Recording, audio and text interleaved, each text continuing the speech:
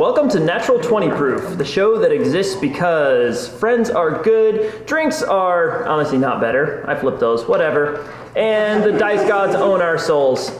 So, I just want to give a quick shout out first and foremost to Sirenscape. We're using their online web player today. I can construct all kinds of great sound sets, samples, and what have you to suit any mood or any vibe, whether it be an interstellar galactic adventure or a deep delve into the Underdark to go fight an aboleth or something.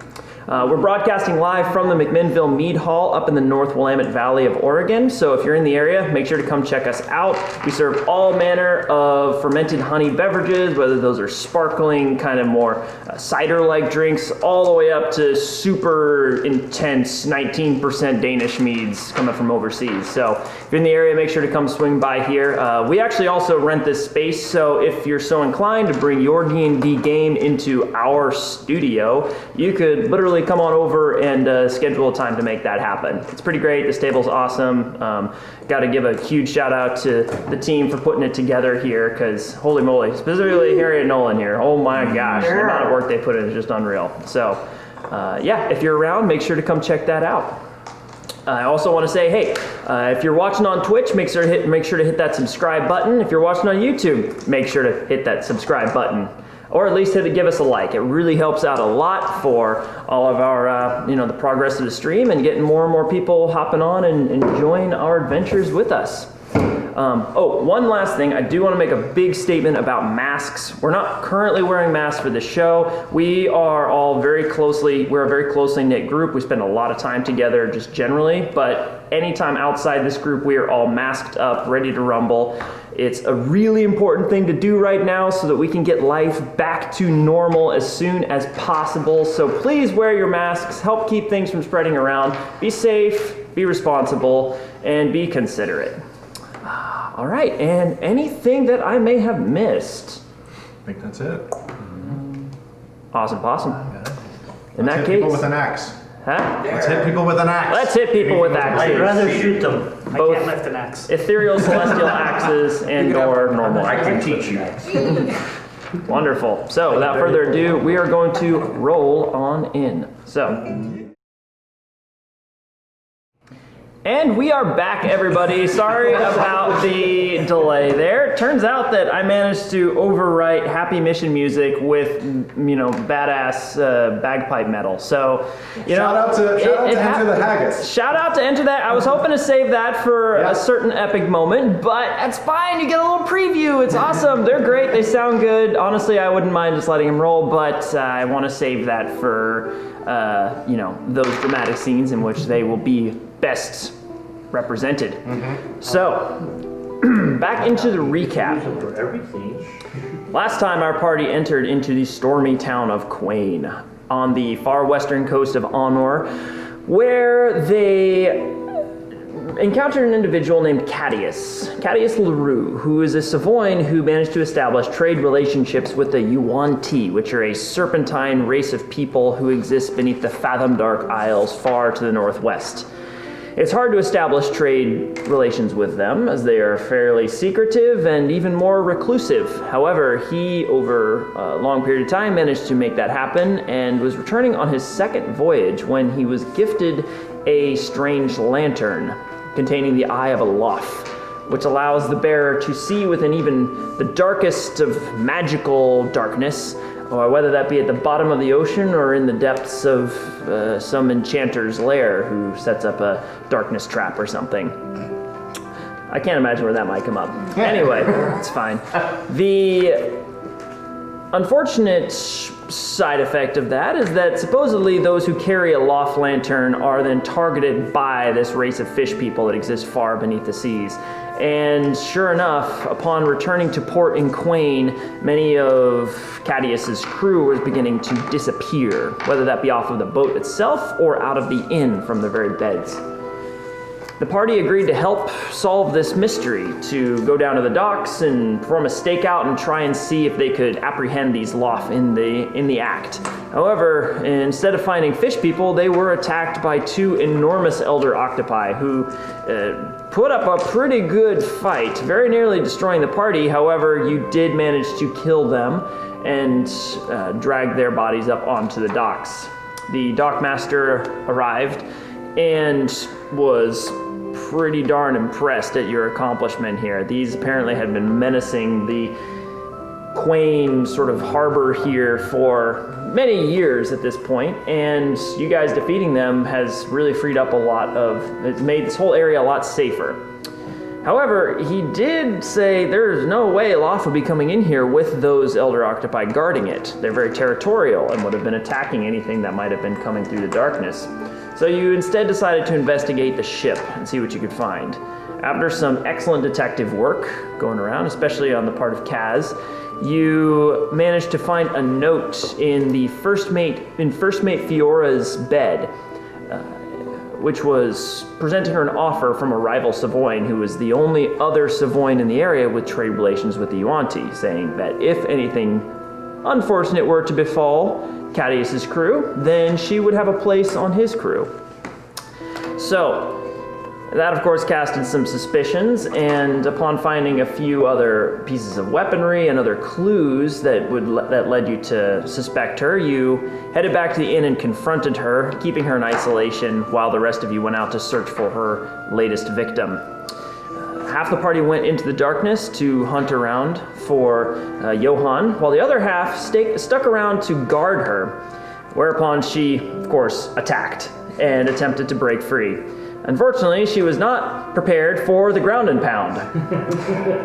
Nobody ever is. Nobody ever is. This new maneuver that this party will swiftly make famous.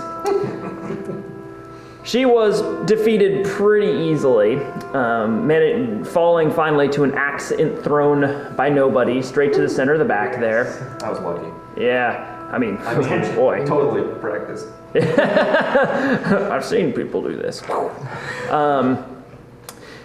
The rest of the party managed to rescue Johann on his dying gas after he'd been apparently stabbed and tossed off of a storm wall down into some lower rock formations, after giving quite the fright to the sailors searching for him with a number of giant spiders and fireballs descending from the sky, like you do. One giant spider. Just one giant spider. 30 fireballs. That's true. You know, we're averaging it out. There's probably about 15 spiders, 15 fireballs.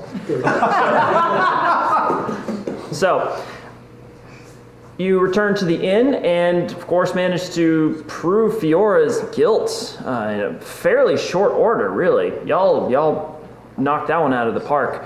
And some of you have now returned to bed, either gone to bed, gone to retrieve some drinks, or potentially waiting for the Rosewell representative to come out here and pick up Fiora to be taken to the Quain guardhouse for imprisonment. And that is where we left off. I did return that scimitar though. That's right. So Edlin did return to the ship, where he did manage to purloin a couple of goods and smuggle them within an octopus, like you do. They returned the goods though. He did return the goods. So Edlin did return, head back to the ship and put the scimitar back. There's no one really there at this point. Everyone seems to be out, so you pretty easily managed to get down there and drop that scimitar off. Now, what are the rest of you doing again? Just kind of getting back to it. Who is going to bed at this point?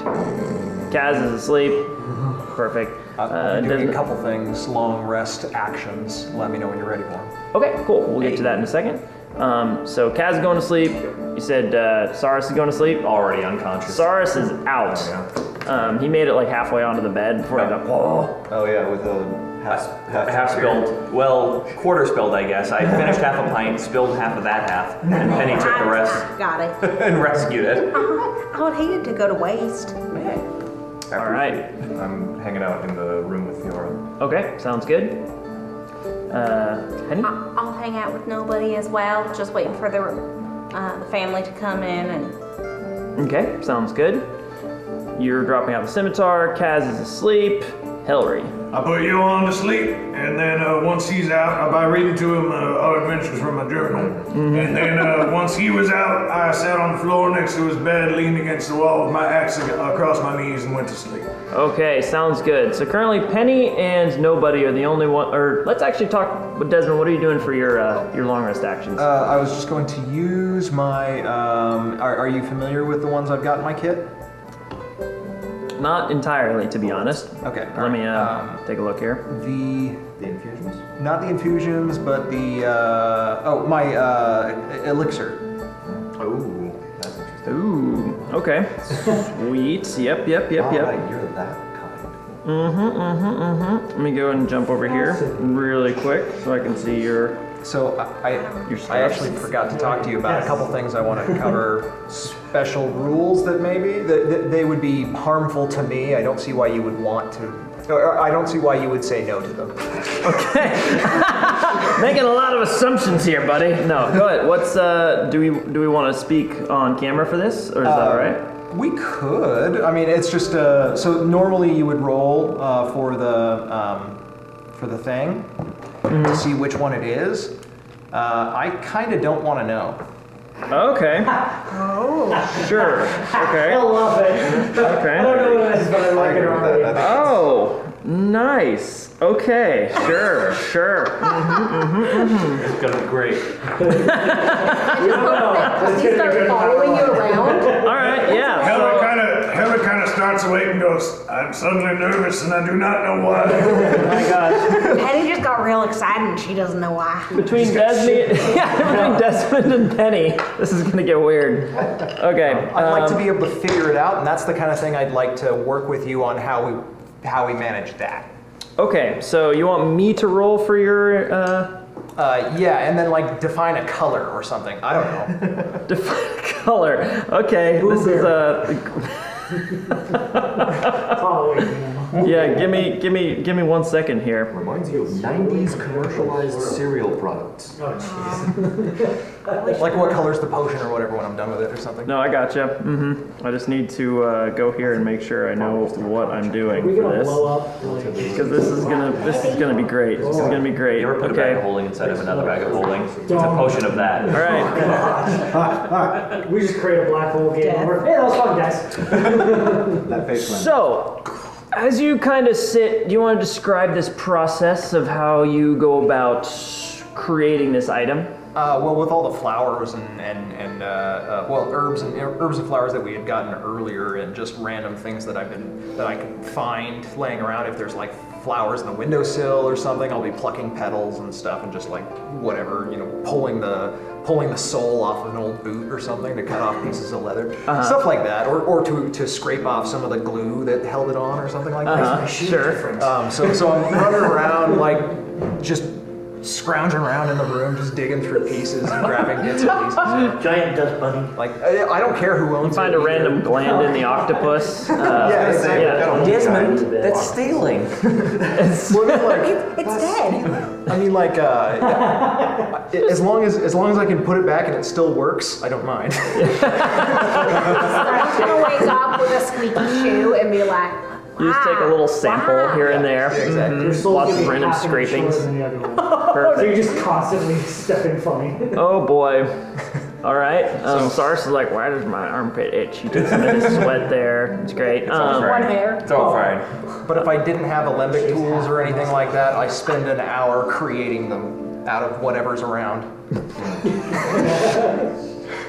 It's like a beer mug. So it's a little awkward. You do a real janky alembic situation with a piece of sort of draped leather with one beaker boiling on one side. The condensation comes up, beads on the leather, rolls down and drips into the other beaker.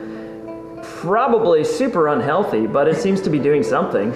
And you do manage to distill down a odd, almost minty smelling liquid with kind of a greenish blue color to it.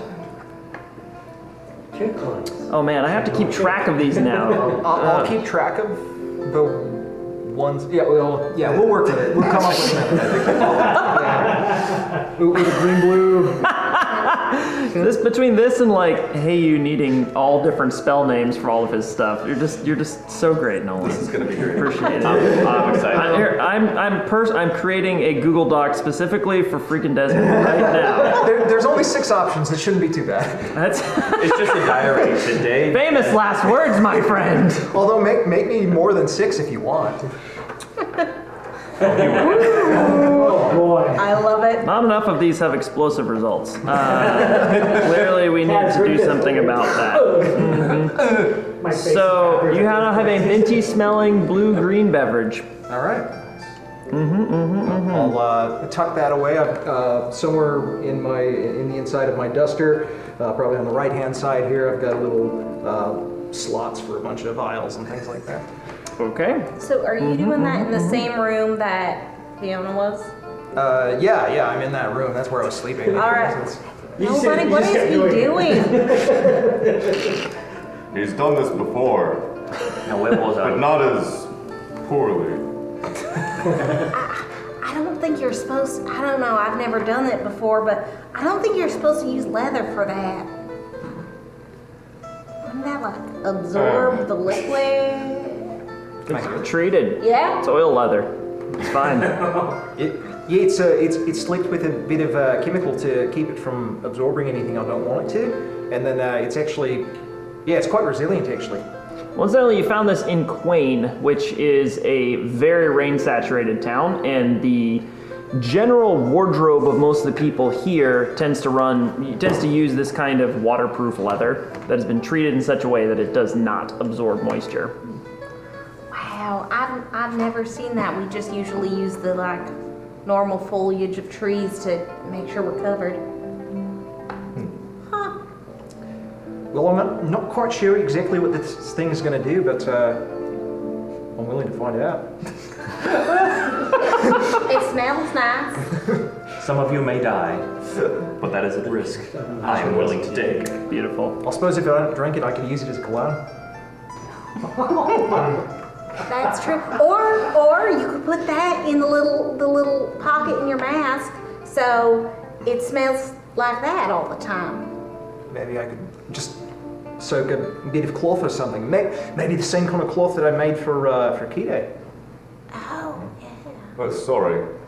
I was a bit distracted. What were you saying? Boy, that sounds a lot like a DM having regrets suddenly. Oh man, I'm sorry. Boy. Took me a second. Super absorbent cloth combined with potions. This is fine. Nothing could possibly go wrong. I can't give I you have these anything. painkillers. That's why I can't have nice things. This is why we can't have nice things. That's true. That is accurate. All right. So you're doing this kind of during / after a long rest. So this consumes your long rest. You're currently sleeping. Going over to the room with nobody and Penny, you hang out for a fairly short interval of time. It doesn't take too long before you hear, where is this dastardly nobody? Where? My goodness. And you hear this kind of mumbling and these like large footfalls of a very heavy individual approaching through the inn before the door is opened by a couple of guardsmen, one of which immediately enters the room and posts up next to the door, the other of whom is holding the door open for one of the largest half-elves you have ever seen in your life. You know, half-elves usually run more of this kind of, wiry, kind of build. Live. That's me. This guy is thick with 2 C's. He walks through, he has to turn sideways to get through the door. Could he fit in a rowboat? He could fit in a rowboat, Would it probably. still float? The rowboat would float him, but it would be sitting pretty low in the water. Would his shoulders ridiculously go outside the edge of the rowboat and he has to row like this? Yes, T-Rex style there. Although you probably guess by the size of this guy's shoulders and biceps that he just rows like this. Okay. Steps in, takes a look down. Ha-ha! Well, here's this representative of scum and villainy. Take her away, boys. We have no time for such filth here in Quain. And you two, I understand you may be part of the party that had apprehended this one. Looking towards both of you, and Desmond just collapsed on the floor there and over his potion. Yes, I'm sorry. I can't stop looking at her face. It's like beneath that first. Beneath that smug face, there's another smaller, smug face. And I just can't get it out of my head. You'll have the soul of a poet there, my friend. My goodness. You're talking about Fiora right here? He kind of like looks over and like looks at her face. Can't say I've ever seen a smug within a smug, but if ever there was one, she looks like she'd have it. Take that one down, by the way. And you now for the first time can see this small halfling woman wandering in. She's got this braided hair, black hair, coming down, kind of coiled down her back, wearing fairly fine cloth attire, mostly shades of green and burgundy, with some tight leather trousers there, and she's writing it down.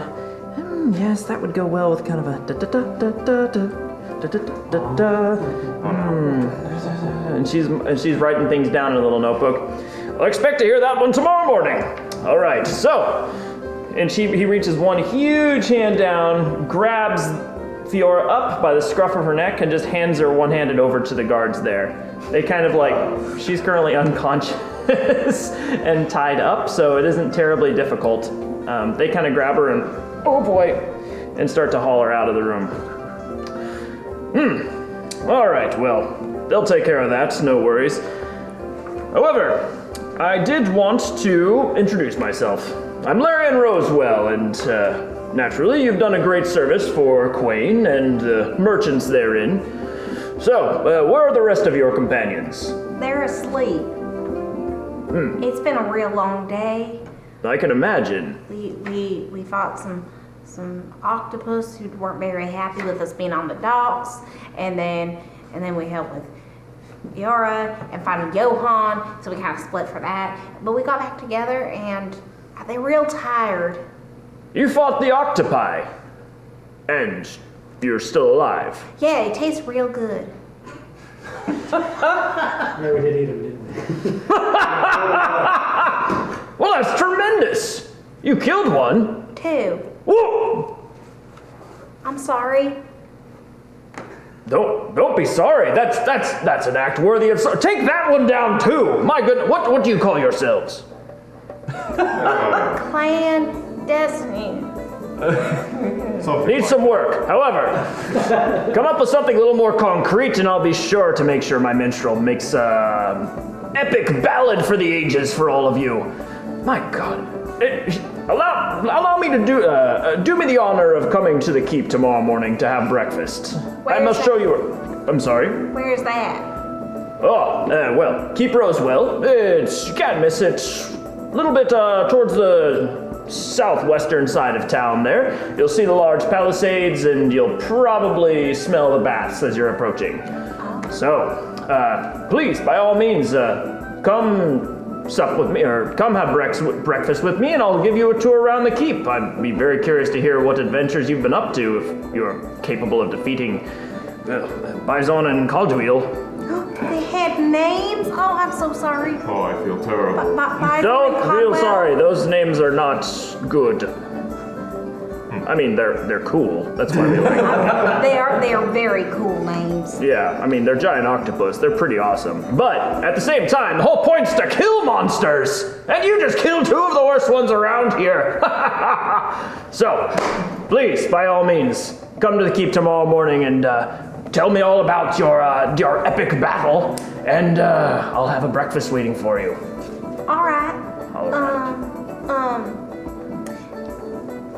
Edlin really likes weird meat with sweet things. Who's Edlin? One of the party members. Weird meat with sweet things. Yeah, I don't know. Every time they have breakfast, it's like, I don't know, a Danish or a sweet muffin cupcake with like fish. He brings one large hand up and starts to kind of twirl the edge of his golden blonde mustache there. Like ferrets eat. Or elves. Do ferrets eat? I'm not really sure. I'm an elf and I did we'll not defi- eat that. Anyway, I just, if you were taking requests, I know that they like that. Well, I'm certain we can accommodate that. We've got plenty of weird meats lying around, I suppose. That's what you want to hear. How many cats? We have too many cats, right? Turns towards one of the guards. We have too many cats, right? No. No, we have exactly the right number of cats, sir. Got you. Anyway, absolutely, some kind of smoked fish of some sort. We have an excellent pickled herring. Okay. All right, well, then I will make sure that is on the spread tomorrow. Any other requests for you? Is there a Wine. option? Yeah. Oh, do we have wine? Or Bloody Marys, or For those- mimosas, or all of those. What's a mimosa? I don't know what's a mimosa with you. Episode title right now. I'm calling it right now. Got him. Roll credits. What's a mimosa? I don't know how to answer that.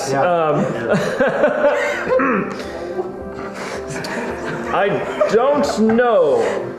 And so I will just have the cooks combine random things and you can drink it. How All about right. that? Okay. I think it's got oranges in it. Oranges. All right. That's We about all I know. have a And few maybe of those. cockatrice venom. generally come from a little further south than cockatrice venom. I don't know, maybe. I'm just guessing. I hear that's unhealthy. But very refreshing. Yeah. Well, all right.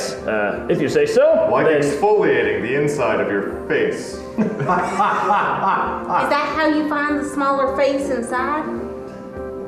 Maybe. Oh, all right. Maybe. there's a long pause at this. All right, so we'll see you tomorrow. Yes. Well, I have to see to this one, and she motions towards Fiora. So, be there. Not the crack of dawn. I'm definitely not awake then. But call it a couple hours until noon, and we'll have an excellent breakfast of it. Oh, it's brunch. All right. Love it. Excellent. All right. Well, once again, congratulations, and I'll see you on the morrow. Bye, Lyron. Sleep soundly. He inclines his head to you, turns, and heads on out of the inn. So I think he's a half elf, but I'm not sure if he's half Goliath or what. Did he actually mention his name? Yeah? He said he was Lyron Rosewell. I was thinking about that smug face. It's all gone now. Well, I haven't seen a half elf that big for a long time. But you've seen one that big before? Maybe not that big, but big enough. I mean, some of the members of my family were quite large. Oh. It's a big person. And with that, the evening starts to wind down. Any last minute inputs before the end of the night? we have 2 rooms still, and I guess we took over the other room. Yeah. Yeah, you're kind of all over the 3 rooms here. It looks like the crew members of Cadius's crew have started to head back down towards the docks, possibly to reconvene with their ship and check in on what may or may not still be there. And what? We paid her and gave him extra gold. You're fine. It's Just fine. want to make sure you remember that. I do remember that. You're all good. Kaz just right wants to now. make sure we're not leaving that kind of name around us. True. Oops, that doesn't work. Nope. I'm still getting used to the new volume editing format. Go away. Did have something banger in. I hate these. Okay, anyway. So, as the evening begins to wind down, you find your way back to whatever sleeping space is still currently available. I start breaking down the giant octopus and setting it up into rations. Okay. Nice. Excellent. All right, you get You get 8 days worth of rations for one person. I guess I like dry it out or something. Hang it to dry Okay. overnight or whatever. I mean, it was pretty well smoked too. It was like roasted, but that dried out most of the moisture in the process as well. And then you hang it up to dry, and that sort of cures it overnight. I mean, really, octopi are mostly water, I believe. So this thing shrunk down to like 1/5 of its original They're size. at least 75% water. They just kind of become jerky. One ration per leg. I think they're more than that. Like a human's almost 75% water. All right. Penny, anything any last minute stuff for the night? No, she just sits there, sees people sleeping, gets frustrated, draws. Oh, right. That's right, you. You meditate. I meditate. Yeah. Quote I unquote. draw. Okay. There Sounds is good. a mysterious potion in my jacket pocket. Straight random things. That is a drink. All right. No, So Desmond, you've no. completed your potion and you're settling in. Are you taking the potion or are you just leaving it there for now? I'm just gonna leave it there for now. And Desmond, that's stealing. I wouldn't take that from you. are you talking to me?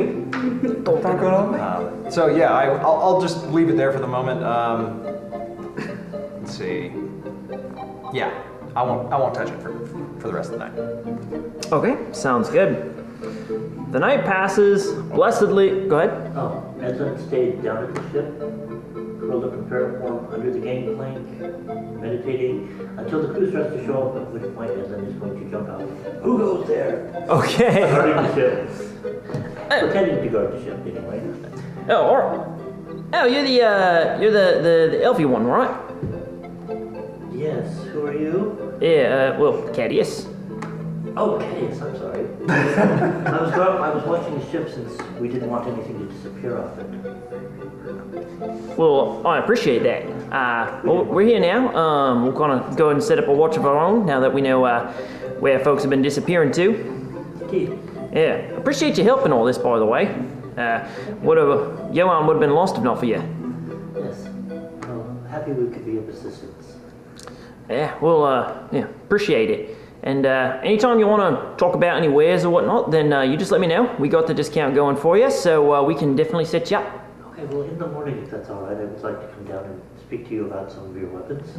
Yeah, absolutely. We'll be here. I mean, I can come back up to the inn as well if you like. Oh, I'll come down. It's no problem. All right. Well, yeah, me and the boys are we're bushed, so I think we're gonna go ahead and turn in. But thank you again for your help there, Edlin. Yes, good night. Yeah, good night. As then we'll go back up to the inn and crash out somewhere, All right, curled up as a ferret. you head on up there. Are you going back up on top of the wardrobe, maybe? Yes, probably. Okay, perfect. You those of you who are sleeping in that particular room hear kind of you're like, what was that? Okay. Zark's just quietly, your Kiko, no. Oh no. Boom! Spark kick. I'm not ready yet. Go no, fuck yourself. All right. So the rest of the night passes, and you awaken to the smells of sizzling bacon, cooking eggs, toasting bread, and the murmur of various inn patrons beginning to make their way in for breakfast. You awaken, the morning is still overcast, and you can hear rain continuing to come down on the roof, as well as the sound of wind and some thunder outside. It looks like the storm, which had abated last night, has returned, albeit not quite at full force, but you can still hear the shutters of the windows kind of clattering a little bit as they're pushed by the wind, and you can feel that kind of aching sense of the low pressure system moving through. So let's start with Helry. You said it's raining outside? It is raining outside. What's the roof look like on this place? Flat, slanted? Slanted. All the roofs in this town are pretty well slanted. Looks to be, they're designed to slough rain off. Okay. I'll just go grab breakfast. All right, you head out to the common room. Yeah, around that time, I think Penny and I come down. Okay. Oh, how's Johan look? Johan is sleeping. Good night's rest did him good. Recovering. Yeah, he's not looking like he's in any particular danger, though clearly needs some time to recover from his ordeal. All right, I'll leave him be. Okay. All right, you head out to the common room there. Penny and Nobody are also heading out. Okay. Sounds good. Am I still asleep or am I? I'm saying everybody's kind of waking up at this point, unless you specifically say, I'm sleeping all day. Oh, no. Which, I'll head with Penny and. okay. Sounds good. And then we'll jump from the top of the wardrobe. Hitting the ground is enough. Okay. Nice. That's a cool move. Nice. Mid-air transform. That was cool. Kaz? I'm making my way down, or to the common room and the other room. Okay, sounds good. Saris? Do you want to? I will be waking up, making my way downstairs. Well, you're currently all on the ground floor, by the way. There aren't really two... I keep No, thinking. they were on the roof. I keep Oh, thinking. sure. Yeah. It was a soggy night. Yeah. It was a dark one. But I was just kind of stumbling down the hallway, clearly still like sleep inertia. Just, all right, we're heading out now. Or is that what we're doing? Oh, well, we got invited to go over to Lyron Roswell's house because he was really excited about our adventures, and he offered breakfast and drinks. What time is it? I don't know. Let me check my sundial. Clouds are on, I can't tell. It says it's raining. Yeah, it's kind of hard to see what time, but you'd guess probably in the 8:30 range. Oh, so shit, so, the Roswell fella showed up last night? Yeah. That's the He's- guy who might be paying us? Maybe. Well, I wouldn't say no to breakfast. I think we should definitely get something to eat. It's I been a would while. say no to getting paid in food.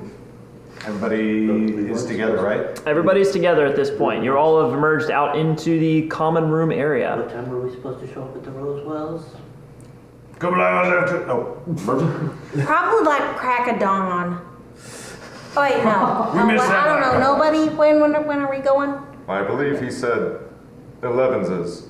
11 Desmond, you were kind of like in and out as far as fading. I thought you were sleeping, but then I don't know. What do you know what he said?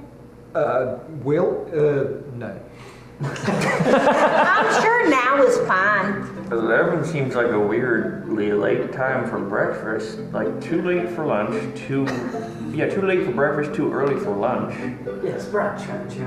You haven't had That's brunch before? extremely. You put the two words together. You've never had brunch before? Brunch. that's clever. I like that. He's a genius, that one. Let's go have brunch. I have always and will continue to call it double lunch. I like that better.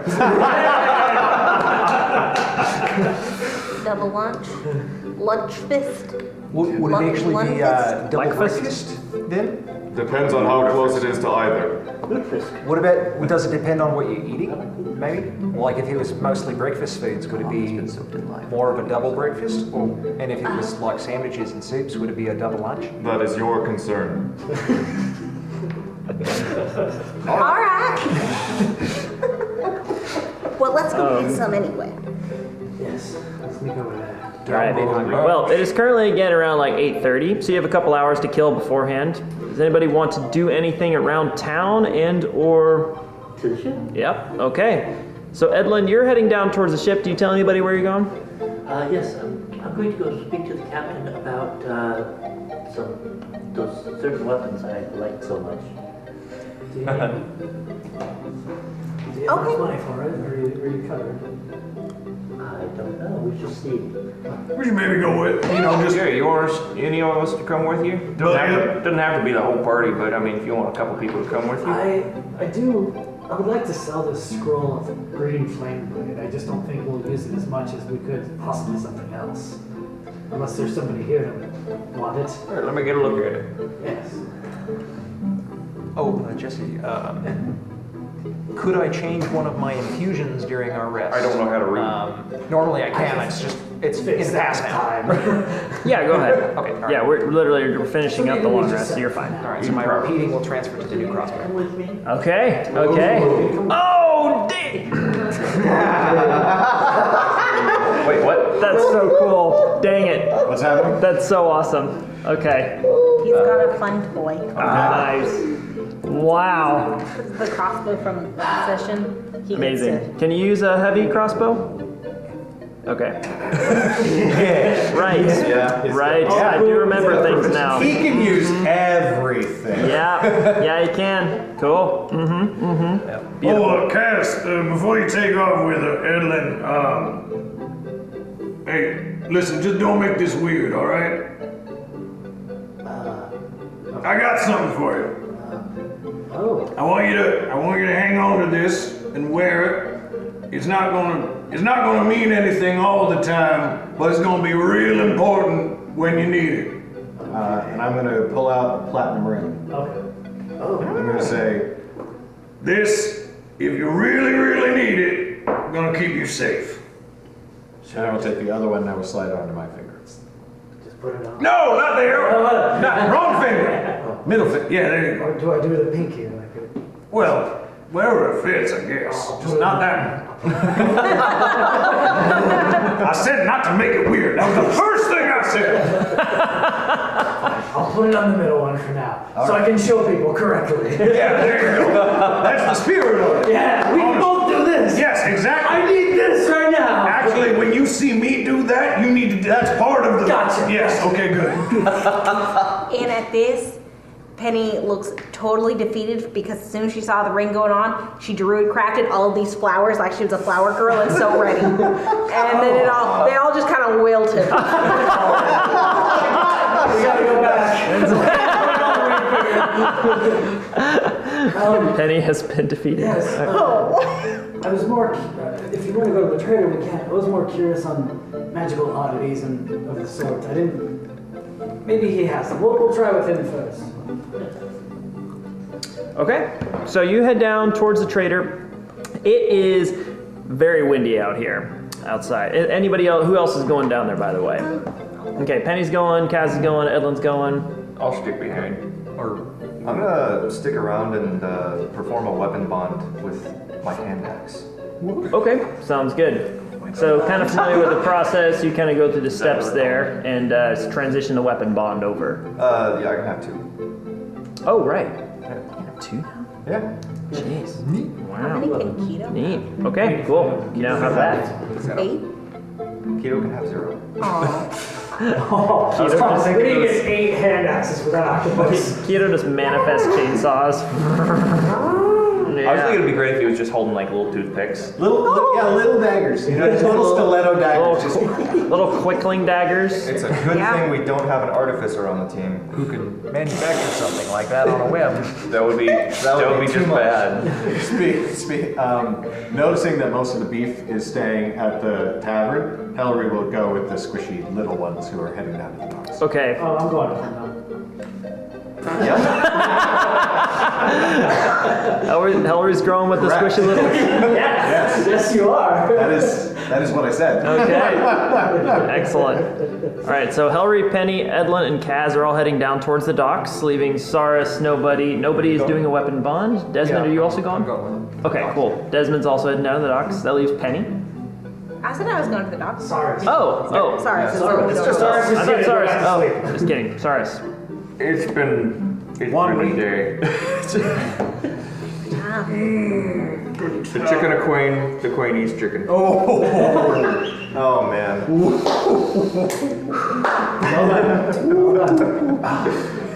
I'm gonna get a big old breakfast before our breakfast, because I could do with a bite to eat. How about you? You want something? So, it is double breakfast then. Double breakfast and double lunch. You're speaking my language. Yes. Yes. Excuse me, can we get some breakfast over here? Oh, yeah. Coming right up. Awesome, thank you. How much is that gonna run us? For 2 of us? It's included with the rooms. Don't worry about it. Oh, excellent. Especially given some of the stories starting to circulate about. Well, how about that? You and yours took care of those 2 octopi, did you? Yes, would you like to try some? You know I would. I hand over one of the rations. All right. She takes it. She carves off a gnome-sized chunk of it, hands it back to you. Oh no, please. I have plenty. All right. They And were she pretty hefty takes a bite. Oh, chewy. Hey, how'd you cook this? I didn't. The other one did. Which other one? My compatriot. Him? No, not One of me. the other ones. Oh. The masked one. He summoned a bonfire that happened to cook it perfectly. You're something Perfectly, that's one way of putting it. It's good. I imagine he's something of a gourmand or something. Yes.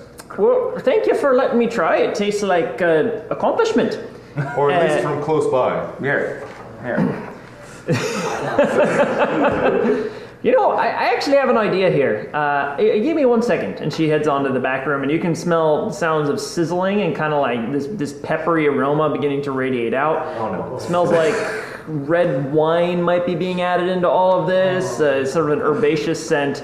And then this intense kind of... Don't worry about that, it's fine. It's all done. Smoke plumes from the kitchen. Yeah, exactly. Good Lord, what is happening in there? Where's the lamb sauce? She reemerges and is carrying 2 bowls with her.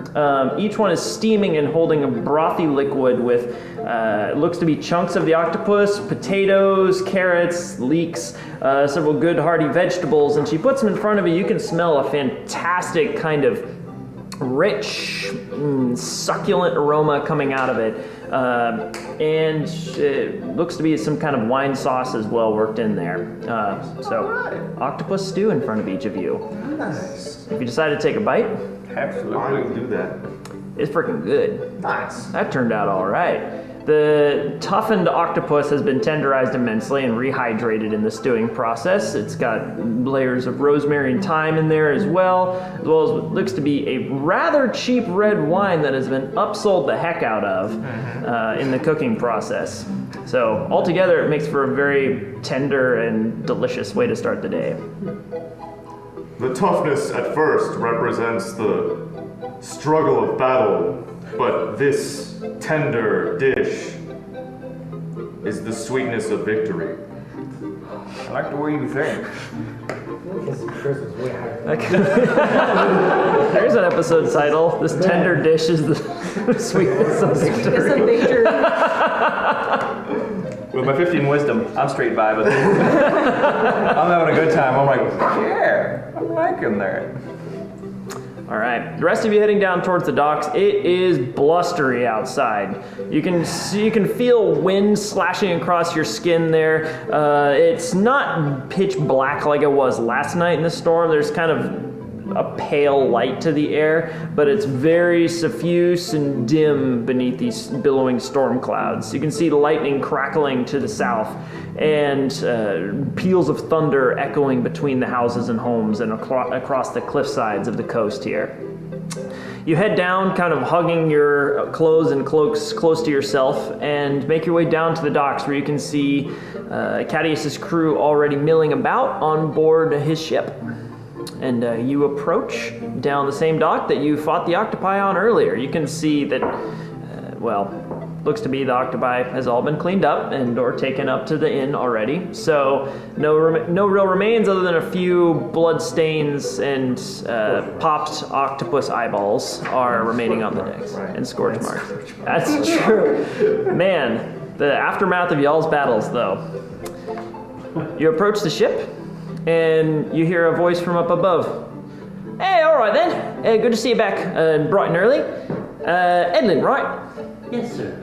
Give me 1 second. He kind of disappears and clomps down the gangplank and comes over to your party there. How are we all doing this morning? Wet. Cold. Yeah, it's about the standard around here. Yeah, If there's somewhere dry, we can talk. yeah, come on up on ship. That's where most of the wares are anyway. All right, come on up. And he leads the way up the gangplank there. You disappear below deck down to, you pass through the ship's quarters there and down into the lower deck where Edlin is somewhat familiar, as is Saris, although Saris is not there right now. So, you all walk in. All right, so I understand you were looking to buy some stuff, huh? I believe you did mention special weapons. Well, I mean, we just came back from the Yuan-Ti land, so we got all kinds of interesting artifacts and weapons and whatnot from them. I've got everything from fairly mundane stuff to a little bit more advanced, some magical items and all that. What are you particularly looking for? Actually, I was looking for swords, specifically scimitars and rapiers. Yeah, actually, we got a few scimitars here.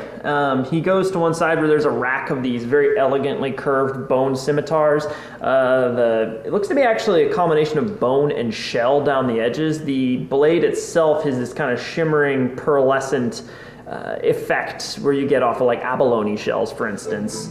And back towards along the actual main bulk of the blade looks to be a bone of a very dense, almost bluish variety. Yeah, so we got a few of these. These will run you normally 20 gold each, but at the 30% discount, we're knocking them down to 14 gold each. Would you be interested in trade at all? It depends what you're looking to trade with. And I'm going to pull out my bronze rapier. Feywild make, I do believe, since I brought it with me. All right, yeah, I'd be willing to do that. Since you're getting a discount anyway, I'd call that an even trade. If you're looking tit for tat. Very good. All right. He hands over one of the scimitars there and takes your rapier. How much would a second one be? Yeah, 14 gold. Was there anything else missing? Or do we have credit? Because he gave extra gold in case there was anything else missing. Oh yeah, how much gold did you give him? I gave him 30. 30. Oh yeah. But There was a few bolts missing. I think that we actually settled up for that though. So yeah, we got like 30 gold sitting around. Are we willing to trade you another scimitar and something else for that? And you wanted to trade something as well, Kaz? you have things magical, and I'm using prestidigitation like a hairdryer, and I'm trying to blow dry myself dry. All right. You said magical items, and I'm just like. Yeah, we got a. Yeah, for whatever reason, it's loud. Like, doesn't have to be, but it does. So we got a. So yeah, we have a.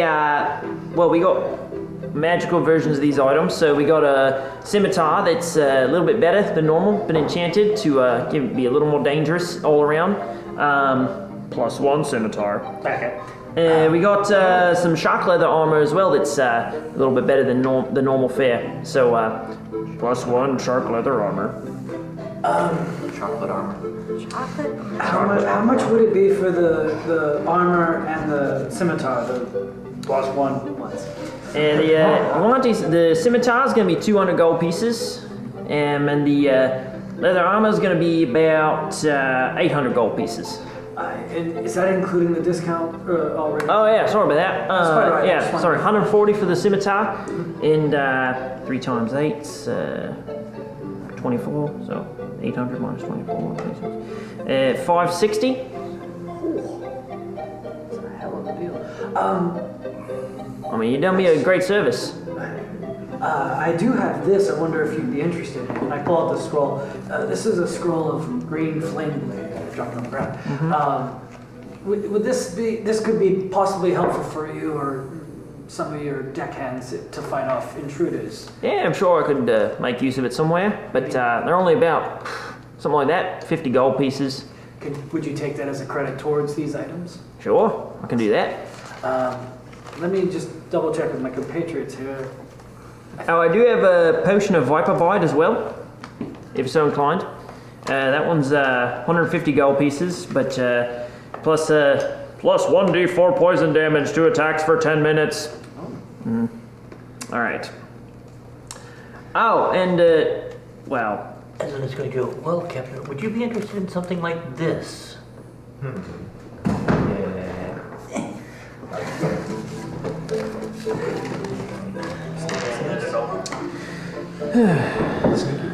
Baron Merlin, my esteemed father, I wish to commend the merchant Cadius Lure to your attention. Baron Merlin. He's been of service to me in my exile, and I wish to repay him with this introduction. I also would bring to your attention that he is one of only 2 merchants with trading contacts among the Yuanti, which might make for a more profitable addition to your house's trade. You're mostly obedient, child. So, wait, you're from royalty? No, I'm... Now, nobility? Yes. And from the Feywild? Yes, Well, that's why I had the rapier and my daggers, and I brought the bone daggers. huh. You got any proof that you're actually this Baron Merlin's child? I mean, don't mean no offense or nothing, but Feywild folks tend to be a little they tend to use a lot of misdirection, if you understand what I'm saying. Oh, indeed, but we don't lie in deals. We're making deals. Because if you lie, then your word is not worth anything and you cannot make any other deals. I mean, last I checked, that was mostly between the courts. Outside of the Feywild, all bets are kind of off. Well, there is the crest of my house on the rapier I traded you, and on my daggers. Let's see. The Queen's notice of exile, I suppose. Is that? That'd be plenty enough proof for that. Oh.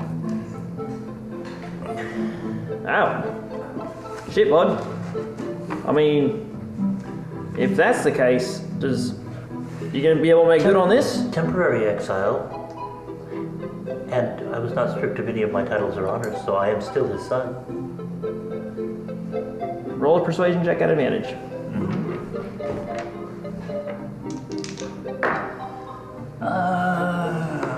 Persuasion. I think the +1 armor would be really good to have. Just, I mean, you're up in your AC already. That's the only bonus on it.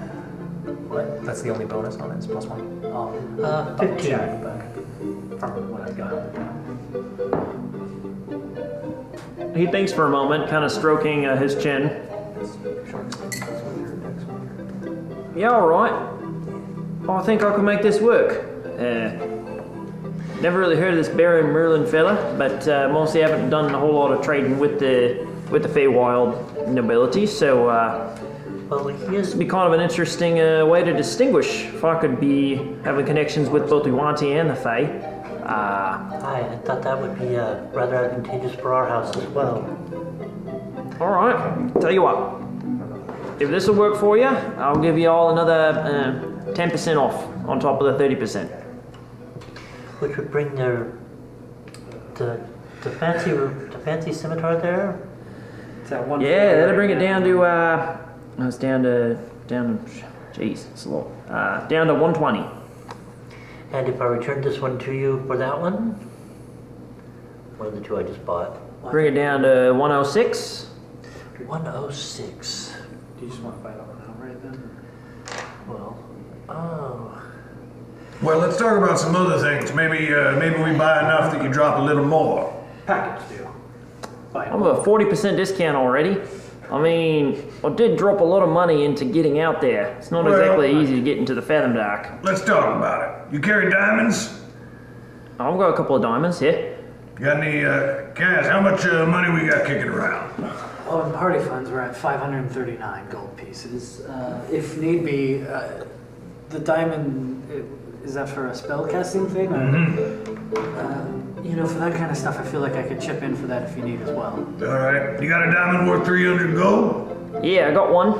Most of them are only about 150, but I got one for 300, yeah. I think we'll take that for sure. All right. I mean, 40% off that. Looking at 120 off is 180. All right. You carry splint mail by chance? Don't carry split mail, unfortunately. The Yuanti aren't really big on that. All right. How about a glass eye worth about 100 gold? A glass eye? Got anything like that kicking around? Dice. Sorry, mate. Don't have that. Jeweled horn? Same price? I can make you a glass off. Are you there? Yeah, in the shop. Oh, okay. ship? Yeah, actually. Oh, with the ship. Yeah, on the ship. Yeah, right. He goes over to one. He goes over to one cabinet, kind of goes down low, pulls out a very dusty jeweled horn. Looks like almost kind of forgot it was there, but And also worth 100 gold. 100 gold. I mean, to you 60, but yeah. Well, the horn's mostly for me, diamonds for the party. But need both of those things as well. Yes. Totaled out to 240 for those two things. Yes. Sorry, just to clarify, drinking horn or like music horn? Small jeweled horn, maybe like came off a Rhino? no, like a baby cow. Oh. Like a minotaur. Sure. I mean, we definitely. That's some illegal. That's some illicit trading stuff around these parts. That's illegal. You already I mean, I definitely think we should get the two. Do we think we need the armor? Is my question. Oh well, I mean he didn't have split. Oh, what armor? The leather armor Leather. +1. Oh, I mean, it'd be good, but also, I don't. Would you? I don't really Because it have would that. pretty much be the three of you from what I've seen. I think I'm I've fine. never used armor. I have no idea how to put it on or how to even use it properly. Well, you put on clothes just fine, so I think you'd be all right. there's a lot. That's not. I like my armor. There's a lot more to it than that. Well, for yours, because you have the boob armor, but he doesn't need that. Yeah, it's probably not. Probably not. Well, I've Yeah. actually got, I'm pretty used to my own kit here and I'm pretty nimble in it. So I actually don't really need a whole lot that way. But so I think if we could use the money on something else, if you were looking for something for yourself or maybe somebody in the other group, in the group here, we could. Well, I'm trying to remember. Does nobody have armor on? He does. Okay. He wears chainmail and a gambeson. Okay. You've probably seen it. Yeah, I'm assuming I've seen the armor he wears, and I would gather that your armor is probably better than what this is. Oh, I just don't wear medium armor. Maybe we just pass on the armor for right now. I think If the party could then take care of the blade if you wanted as well. Yeah, we could get all of this stuff easily. And how about we knock off that last 6 gold? Make it 100 even for the scimitar. Do that for us, buddy. Tell you what, you get all the other stuff, I'll knock off the other 6 gold for you. Hey, that's my man. All So right, all 100 right, all for the right. blade, 180 for the diamond, 60 for the horn brings us to 340, minus the 50 for the scroll, minus the 30 I paid you up front. What did I just say? 340? 340 minus the 80 is 260. 260. So 260 And gold. I will throw in 30 gold towards my scimitar. Okay. Okay, so I will 200. throw 10 gold to the party fund, which is half my money. So 190 gold out of party fund. Okay. Cool. Okay, Desmond, how much are you pitching in? he's charging for He the has in the party fund. He just keeps putting in stuff. Would you like me to make a deal? I could try and make a deal, but it sounds like you guys have a cabin. Nah, we got this. We were doing quite well. We actually saved quite a bit of money that way. all right, and I'll hold on to this. Assume it's good for when I encounter this Baron Merlin then? You may check at the Sealy Court. He is a rural baron, but he is there for rural functions. Or right. you may go to our family's holdings. And where would those be? You would have to go to the Sealy Court and get directions there. Feywild is not exactly stable all the time. Getting directions in the Feywild sounds like a real chore. Anyway, we'll figure it out. From the court will direct you to the baron's holding. All right, well, can't say I'll be sad to be off the ocean for a while. It's been about as much of it as I can stand for the last couple months here. But thank you for that, and I suppose it's been a pleasure doing business with you. And Indeed. thanks again for everything you've done for us. That was a messy affair there. One final thing. I'm just curious. Is there anything that you are looking for in particular as far as items? Maybe clientele you know that have been looking for something in particular. I mean, I generally look where there's opportunities, It's Corner Savoy's lifestyle. If you find something interesting though, just let me know. I can probably find someone who wants to buy it from you. Perfect. I'll keep that in mind. I might even buy it from you, but depends how hard it'll be to turn it around, basically. main thing to look for, enchanting components. You know, around here, there's the Rosewell's been looking around for that Fathom Pearl thing. That's a good example of one such item that would be in pretty high demand, especially if you take it down to Vesic area. They're into anything magical. You can turn a serious profit down there.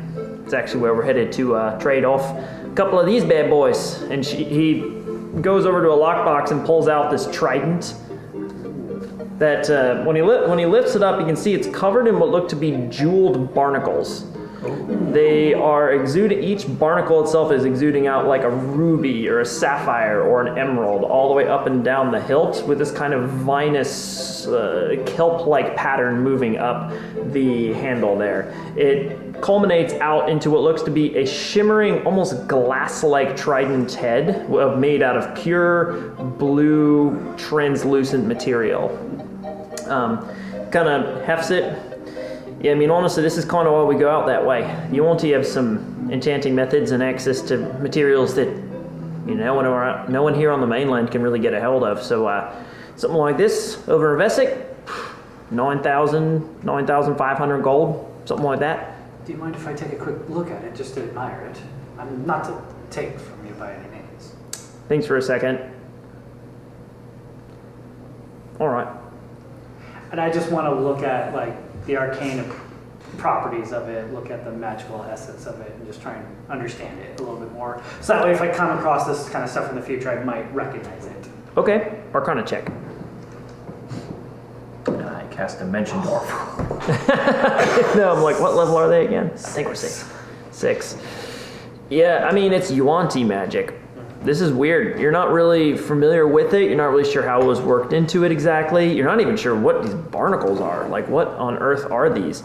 And so you're not really able to get a good sense for it, but it does radiate kind of this aqueous sort of atmosphere about it.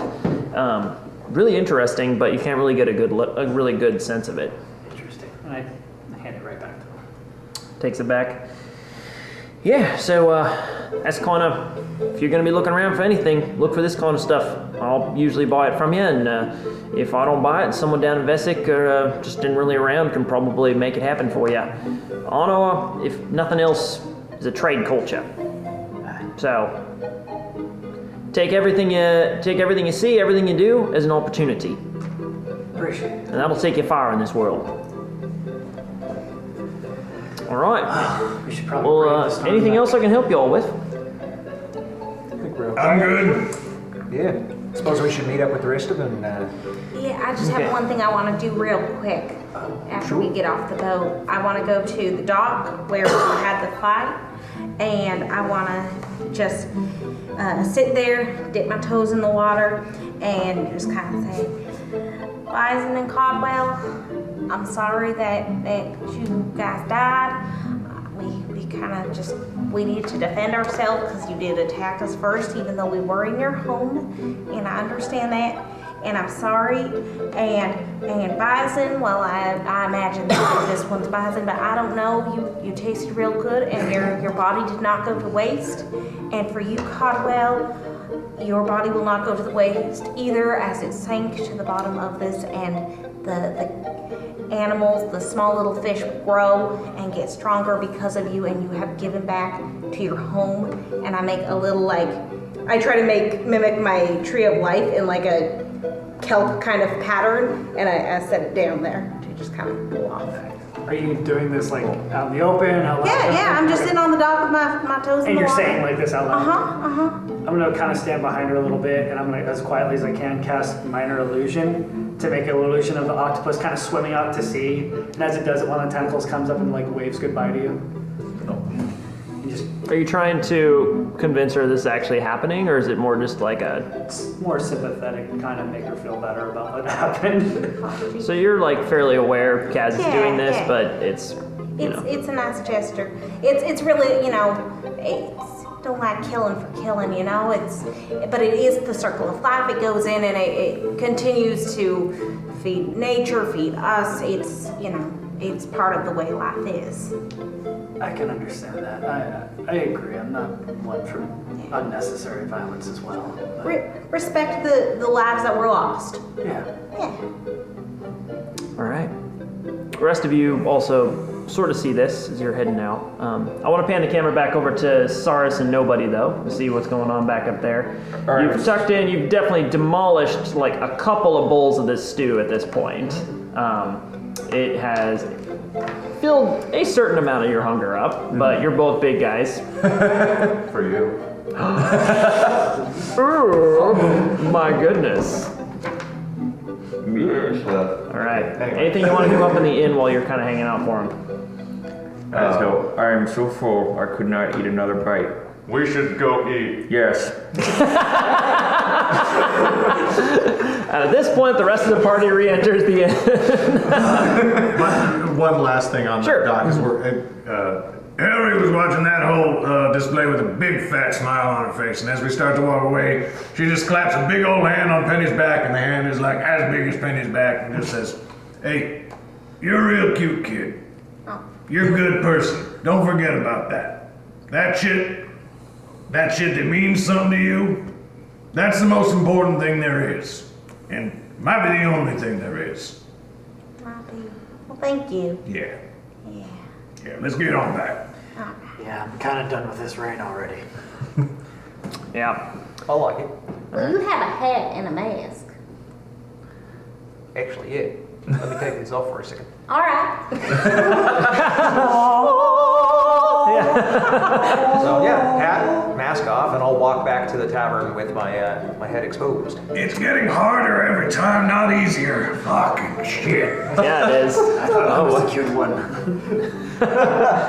All right. You reconvene with the rest of the party there. Anything you want to do before you head off to the Rosewell Manor? You think they sell umbrellas? Is umbrellas a thing in this time frame of worldly area? Probably more cloaks. Parasols. Cloaks, oilcloth, whatnot. It's better for the sun. You do get the sense it's kind of like that whole the Washington trope where if you're walking around with an umbrella, you must be an out of towner kind of. Yeah. Oh god, yeah. I'll give you some shelter when we're heading up there, Kaz. You ain't got to worry about it. I'll just put up my hood and just kind of cloak next to her. I'll just sort of like lift up one end of the cloak and just like sort of, umbrella him a little bit. Give him a canopy. There you go. You're gonna be fine. And if I can thaumaturgy, like, to keep the water off as much as possible, I'll do that. Sure. I'm using my hairdryer prestidigitation to blow it away. Both of you are simultaneously It's like one of those air umbrellas that blows out. Yes! It's a stick. dynamically dehydrating Helry's cloak. And my cloak is sort of like billowing out and like the hot air is getting in. I'm like, Oh, that is nice. Holy shit. Do that all the time. It keeps the hair nice and, flowy. Yeah. Hey, would you like my hat actually? I'm not wearing it, but can be. Well, Is it fashionable? I'll give it a shot. I'll put it on and I imagine it just kind of goes, It's like a little on top. I don't know if that was the right choice. Kaz, you want to try it? Yeah. It's like the pointed hat, right? If I remember correctly. It's just like the one I've got on my mini, if you have seen that. It's like a goofy top hat. It actually fits. It actually looks freaking cool. It actually matches a lot to what I'm doing, so yeah. It's maybe a little rounder than that, but it's a fedora, isn't it? no. The lady. Oh boy. No, it actually Yeah, with kind the of- vest and everything. Yeah, oh, the whole boy. motif, it would Oh just- yeah. Oh god. Suddenly your neck sprouts a beard like at aggressive velocity. It's amazing. Just kill me now. Cyrus puts the hat on and says, "My babies." The roundedness of it actually kind of reminds you of Keto's head, maybe. Okay. This isn't keto, right? Sounds like a bowler hat a little bit there. But it's definitely it definitely has that bump out first and then kind of round. Oh sure. Alrighty, mates, let's go on, eh?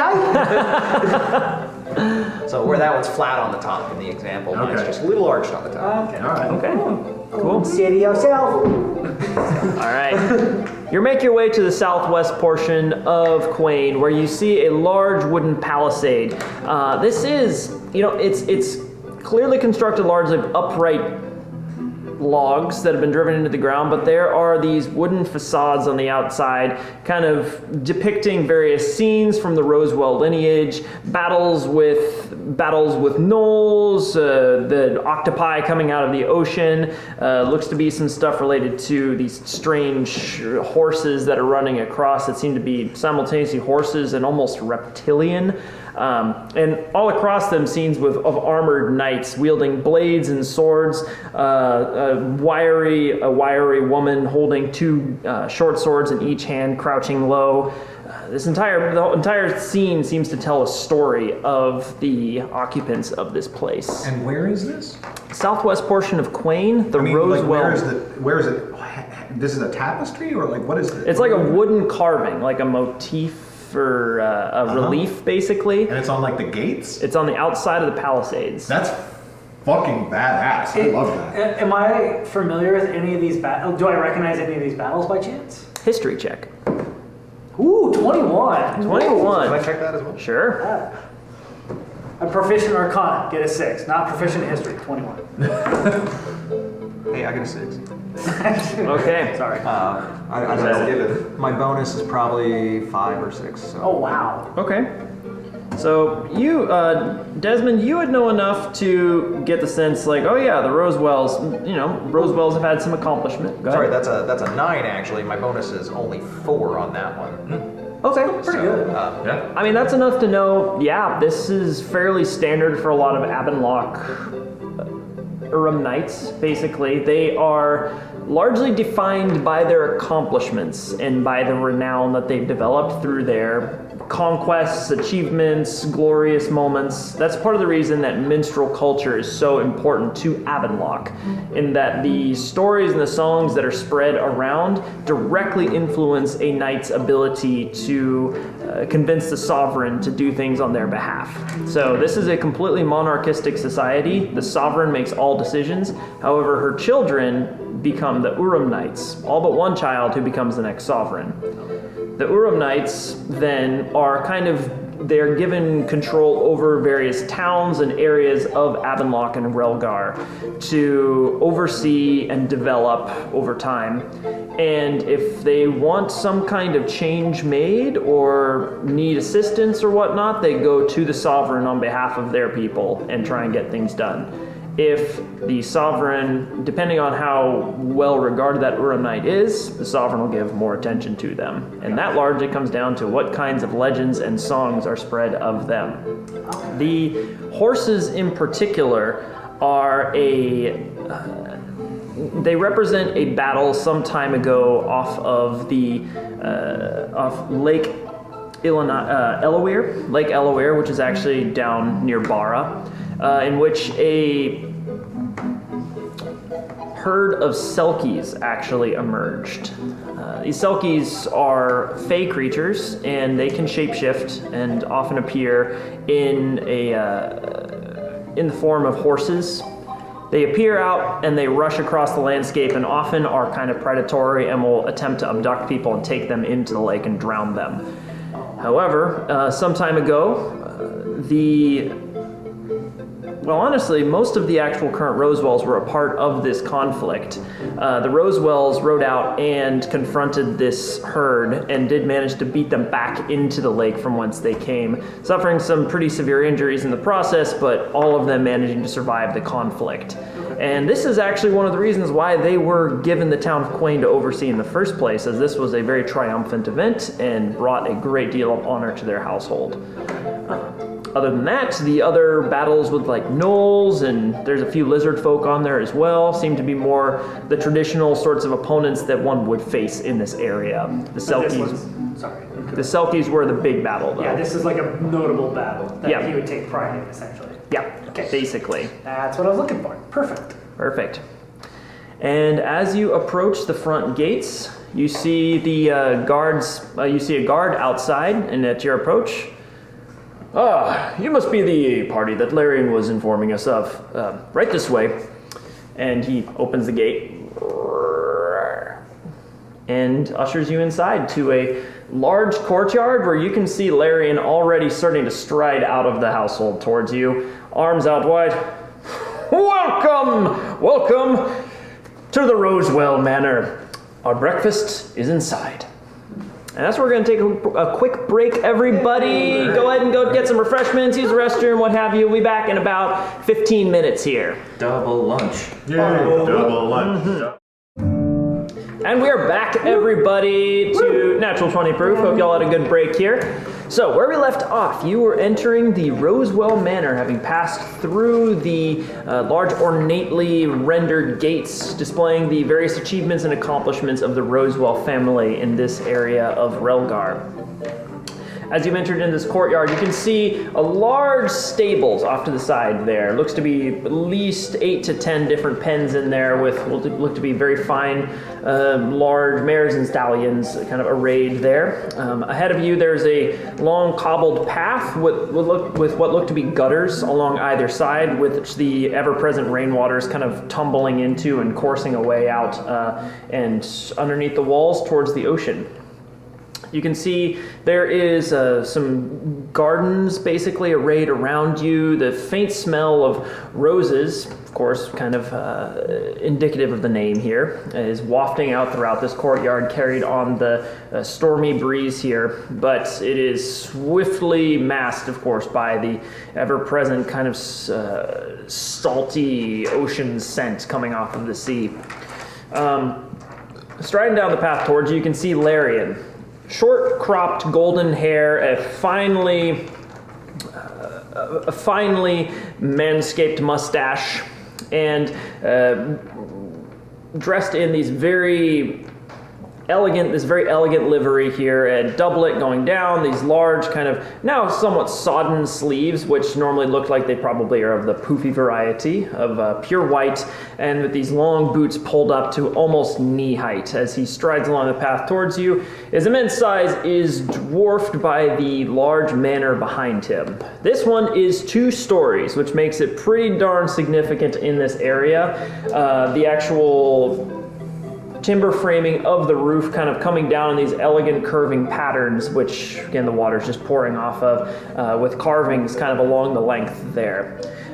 The actual building itself, largely the base level is all stone and masonry constructed, moving up into more timber framing as it goes up a little bit higher and showing a couple of different decks around at various points. This place, although much finer than the other areas around, is still clearly built for function and durability in this difficult climate that Quain is known for. As Larian walks towards you, arms outspread. Welcome, welcome, welcome. Please, this way.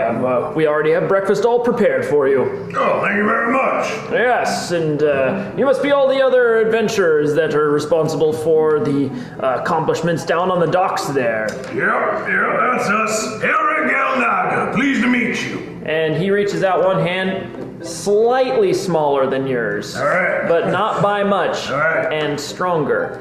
And yeah, well, okay. I mean, it's a grip and a half. Okay. Maybe that's stronger. That's true. I keep forgetting you're busted. Anyway. Little bit.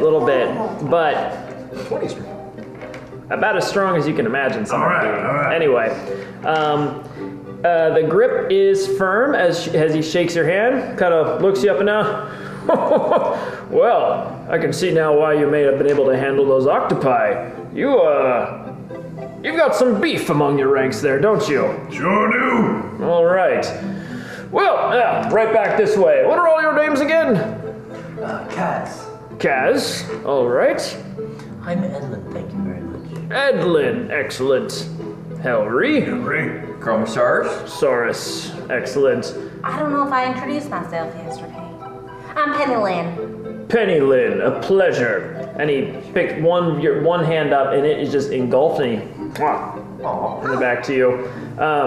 Kiss my hand. It looked like it probably was. He was mostly the look of being impressed on. I went in for the grip. It's fine. It's true. You're macho to macho. We have hat and mask back on at this point. Okay. Because we're out of the rain. Desmond? Enigmatic. You know, that look will definitely serve you well in making a name for yourself. Well, When folks want to remember someone, it's best to be distinctive. You get it! This guy gets it! Exactly! And I am nobody. You might want to work on that. We'll think of a better name, a better title for you. Is that your actual name? No. Well, do you have a different name you go by? I do not. Well, nobody saw that coming. All right. Actually, I sometimes call him Nob, but Nob? don't try and spell it because it doesn't look right. His face doesn't say he would like it if I called him Nob. Would you like it if I called you Nob? No. Oh. All right, let's go eat. In the thick of battle, when my blood's up a couple of times, I called him Nobi. Nobi? Mm-hmm. I like There's only one of him. I like Nob better. He's the Nobi one. Oh my god. 4 psychic damage to you. Oh boy! Ouch! Ouch! Kenobi on our way now. Oh, the pain! The pain! Is keto on your head? Oh, good point. Oh yeah. Yeah, probably. Nobi one. Kitomi. Oh Lord. I'm done. We're done. We're out of here. That was it. That was the end of the campaign, right there. Thanks for coming at 20. Have a great day. That was the final level. Rock small, everybody does. You figured it out. The show's over. We won! The Fomorians arrive. I don't know. You all die. Yeah.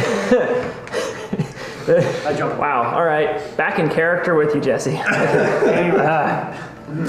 Well, this way! And he turns and starts to walk back towards the keep, clearly indicating you follow him. See, he's got kind of a small half cape going down his back there with the Rosewell logo on the back, which is, again, roses kind of wrapped around this a well. And they wrap around up the sort of frame of it, and you can see them actually draping down, almost like the bucket of the well, but instead of buckets, there are blossoms kind of tumbling down. And he enters into these great well-wrought doors, clearly made of some kind of like oak or hardwood. And you enter into a large feasting hall, which is already arrayed with various platters. There are racks of toast, already buttered, steaming towards one end here. An entire bowl full of scrambled eggs that smell fragrantly of various herbs and spices coming out of them. You can see jellies, jams, preserves, all arrayed out in these small pots along there. Piles of bacon, pork, ham, all laden high. Fish. And you can see towards one side a well-stocked basket full of saltfish. In this case, the salt, there's these kind of parchment-like papers wrapping each one, and inside there you can see the salt crystals coating and smothering each of the fish, so literally pulled right out of the cellar there. You see also a good number of jugs of various liquids. You can see wine, juice, looks to be some slightly zestier stuff, as well as, of course, water, milk, the standard fare that you would potentially be looking for. No one did say buttermilk, so no buttermilk yet, but you would imagine with what they pulled forth thus far, they probably could get a hold of some. The spread looks real good, smells real good, and you can see a number of places available to you already. There's a woman towards one end there, kind of one end of the hall, kind of reclining against a column, just eyes sort of cast in your direction, though not saying anything. She is dressed simply, 2 short swords at her sides, looks to be kind of strapped leather, holding together a fairly functional kind of blouse, tunic, and leggings. She looks to be built for movement over glamour. In sharp contrast to her brother. Sorry, go ahead. I was going to say race. Half elf. Half elf? That you can tell, anyway. Yep. Are there pastries? There are pastries. Yeah, you can see tarts, you can see bear claws, you can see muffins. All manner of different pastries are laid before you. Well, please, by all means, sit down, tuck in, and I'd love to hear a little bit more about your adventures thus far. What brings you all together? I will sit and I will let other people start telling stories as I begin to ritual cast detect poison and disease. Beautiful. Okay, you start to work on that. Excellent. Kind of looks around expectantly, like hands clasped in front of him. Oh, he grabs like a whole pancake, rolls it up, shoves it in his mouth. Oh wait, we didn't do all of the introductions. What? We just did those. Did I totally just miss the sister's name? Oh, The she. gal who's just standing there. Oh, is that what you say then to him? We didn't miss it. We didn't. Yeah. Hi there, I'm Penny Lynn. I look at her saying that. Oh, by the Tuatha.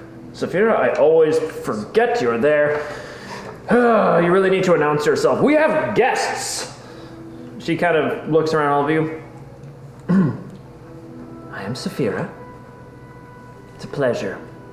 Understand you're already making a name for yourselves around Quain. That is the eventual idea, yes. Not on purpose. Can I, if we're if we haven't sat down yet and this is happening before that, can I get an insight on her reaction and like, is she annoyed? Is she? She's the moody teenager, man. That's why I like. What's going on with her? I want to insight her words. Okay, insight checks for 2 of you, if you're so inclined. 16.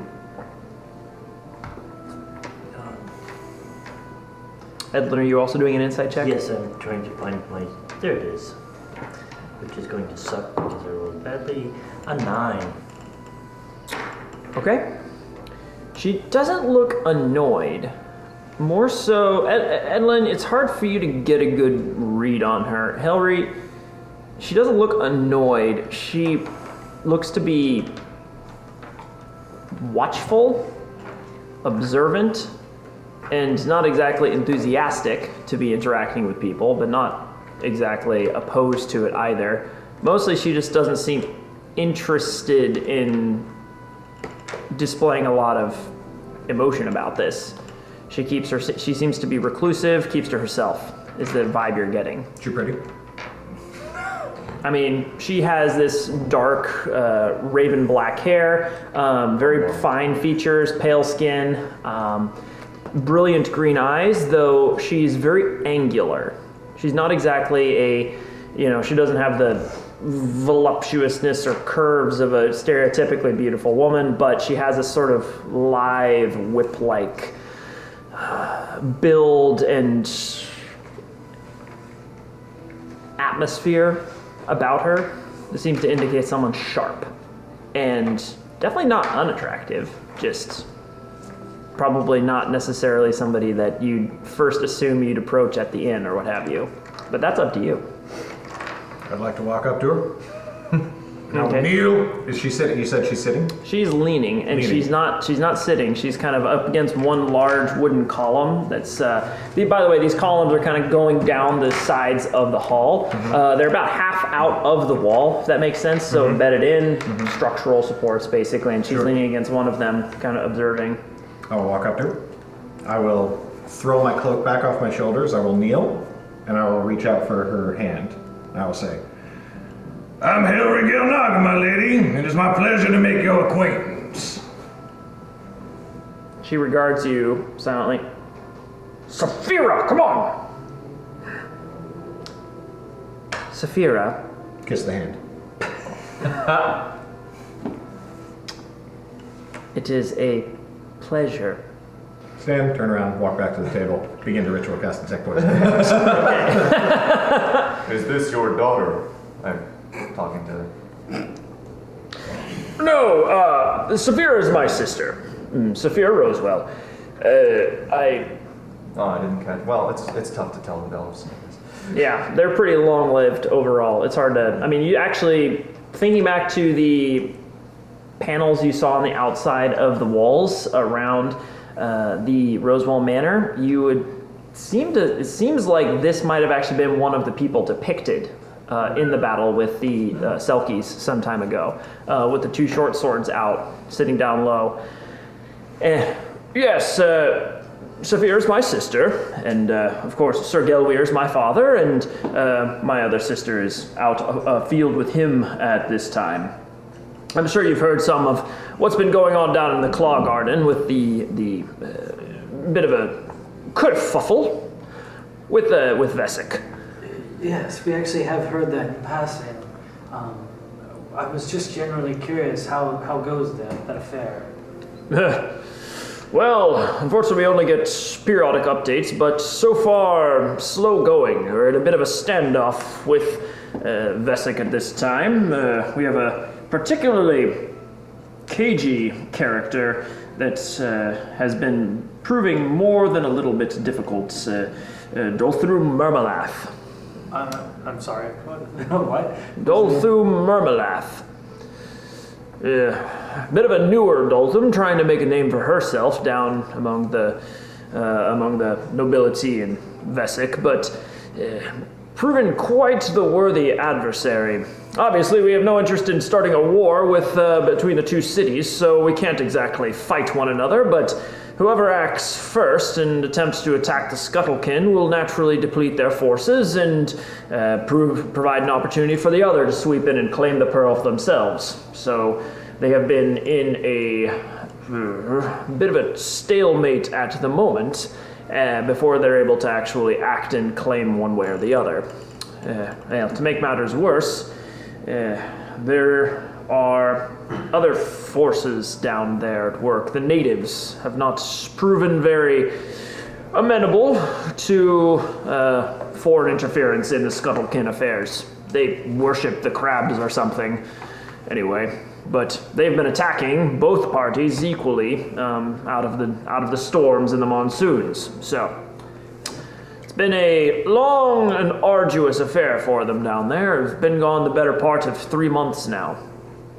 And these natives you speak of, are they just creatures that live in the area, or individuals that believe this crab to be a god?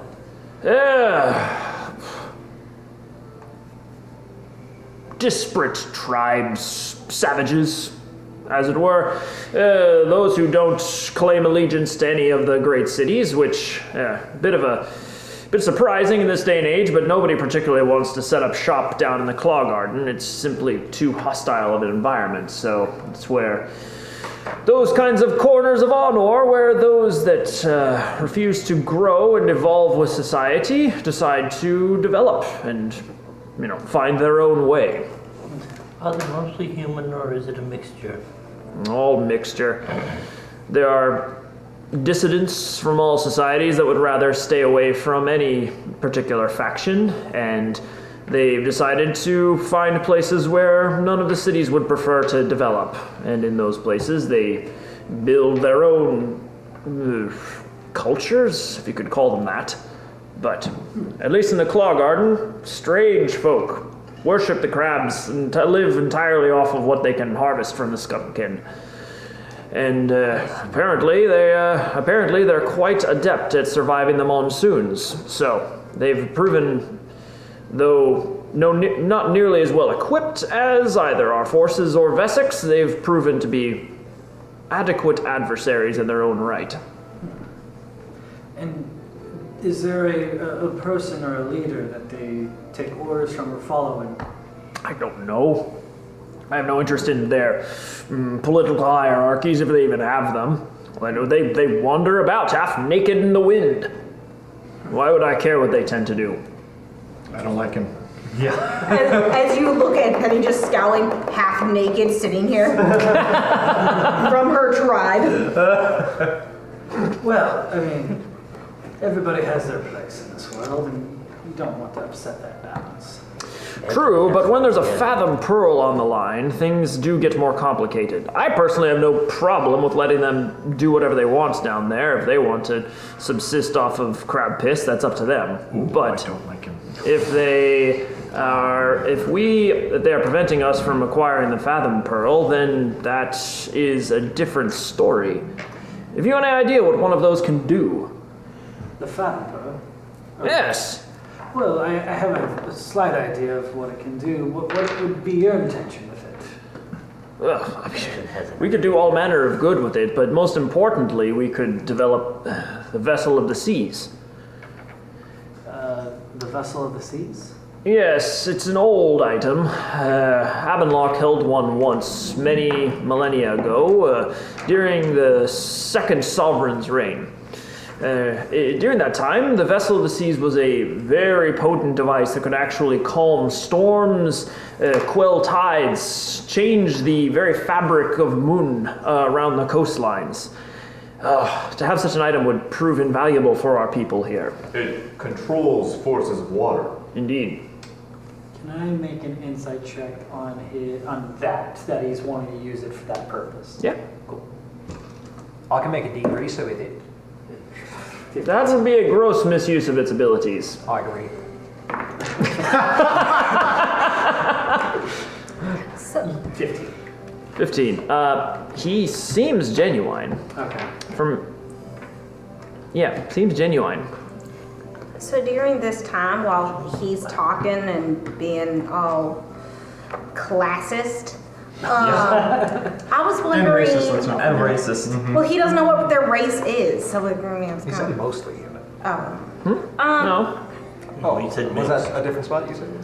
he didn't say mostly human. He said Just a lot. No, he said he didn't care. he doesn't. Yeah, he doesn't really care. He didn't say, unless I accidentally said that. But in regards to what race they are, yeah. He said anybody that feels like a dissident, any dissidents from society, basically, can sometimes wind up there or go join the group. Well, during this time while he's saying all that stuff, I was curious if Saphira was like nodding or just kind of scowling, I or would if also like to. she, yeah. 1 second. Saphira is. Go ahead and insight check, real quick. Can I as well? Sure. How do we like to 13. retract? 11. 13. Okay. Alright, 1 second. She doesn't appear to be reacting very much at all. She's mostly being very observant, simply watching most of your reactions, actually. Where it seems to be, huh? Good luck. Yeah, well, Do you just like? you do see her eyes kind of like glancing back towards you every so often, and like a narrowing of her eyes every so often, but she kind of keeps glancing around between all of you. Best you can see off of this, it's sort of the opposite with her brother, who is just kind of going on, has a goblet of wine in one hand, has a fork full of ham in the other, and just kind of simultaneously, ranting about the situation down in the claw garden and shoveling food into his face. Just out of curiosity, has Hallery started eating? I have my 10 minutes up. We'll say yeah. Okay. Poison? Nope. Other than the alcohol. Well, yeah. The good kind. You find the good kind of poison. There we go. Yeah. Kaz is starting to get used to your routine, Yeah. so I'm telling you eat, I don't eat. Yeah. Also, Because, things might happen. Right. Yeah. I wanted to say one thing earlier, but I didn't want to interrupt. As I'm walking away from Saphira and towards the table, would you let me perception check to see where I think she's going to sit if she does sit and sit next to that spot? It's a long table. I'll go ahead and let you do a perception check. Okay. Oh, I'm so bad today. 7. No. So with a 7, you sit like, I don't know, seems like midway down that bench on that side seems good. So you're Yeah. kind of sitting like about 10 feet away from anybody right Yeah. now, just kind of like forks in hand, Yeah. making eye contact with her every so often. Yep. She doesn't seem to be making any move. Oh, I'm not making any eye contact with her. Oh, okay. Okay. It sounds quite fascinating, and I'd love to hear more. But you did ask us of our travels. We were actually, I guess we can talk about this, Frederick Summerall stuff. Oh, are you about to start talking about what we're doing? Like where we're going? Should we not? I think he just wants to hear about our octopus. Well, yes, we. I'm probably the worst person to talk about the octopus fight. We recently did fight the octopus. I mean, Hellgrave, you were quite octopi. You were quite a combatant in that fight. Please regale us with your combative stories. Sure, although I almost got shit mixed. They came up out of the water after us, and I grabbed them and pulled one of them up on the deck, and then me and nobody held it down while everybody just curb stomped the shit out of it. Not exact. I laid it on I mean, you know, Tremendous! It's funny.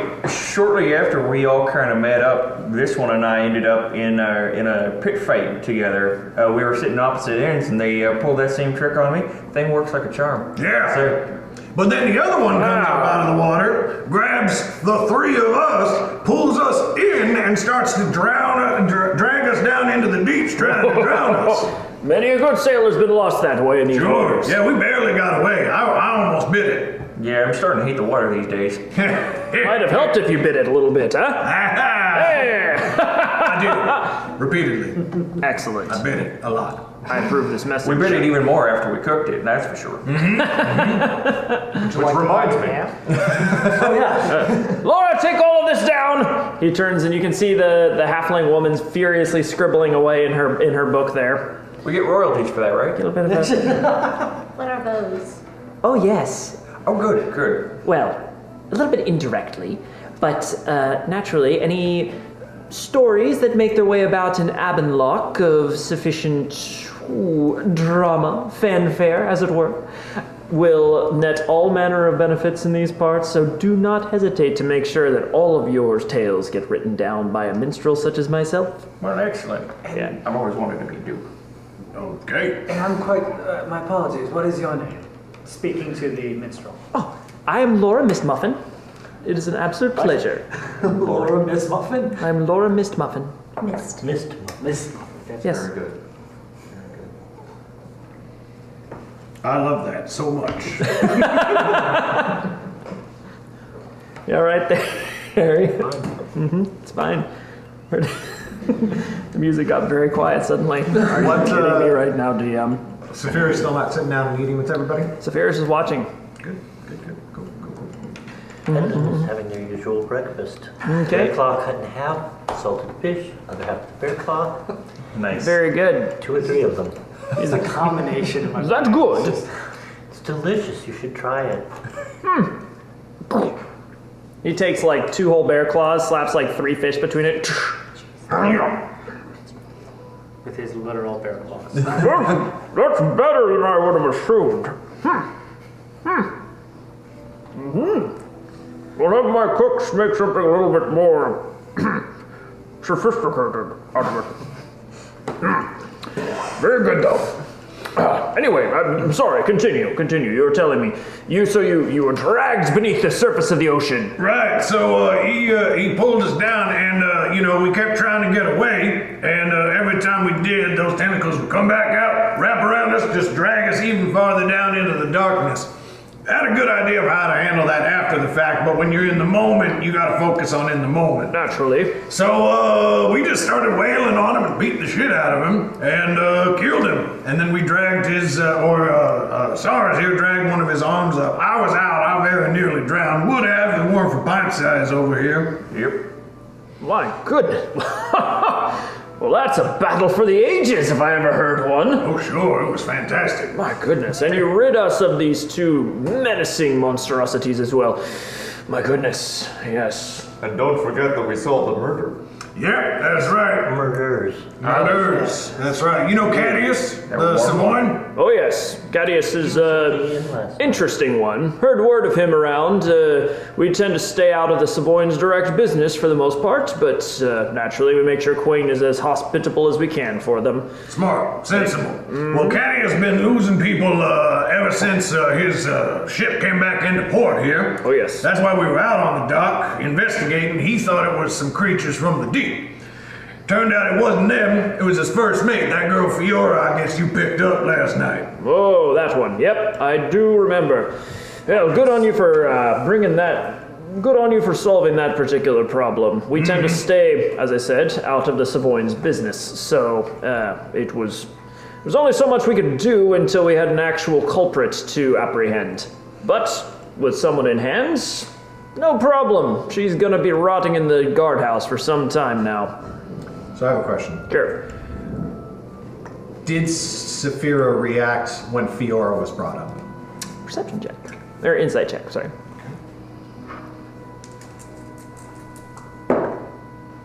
There we go. Natural 20 and a 4 for a total of 29. Okay.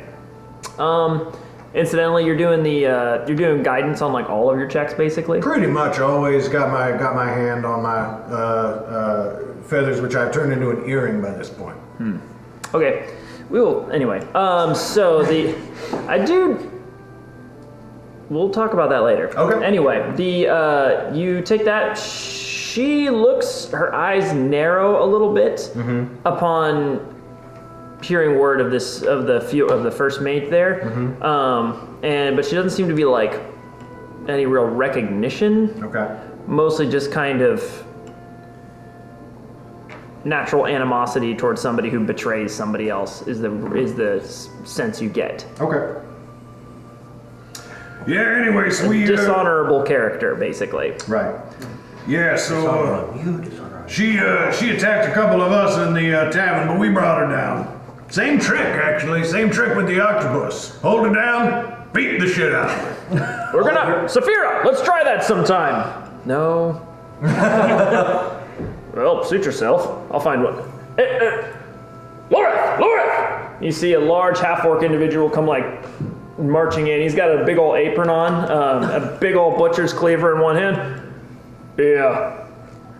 So, they've got this fantastic thing they've been doing. What do you call it? The ground and pound. That's hilarious. We're gonna do that sometime, all right? Oh. I think you may want to reconsider that particular phrasing, sir.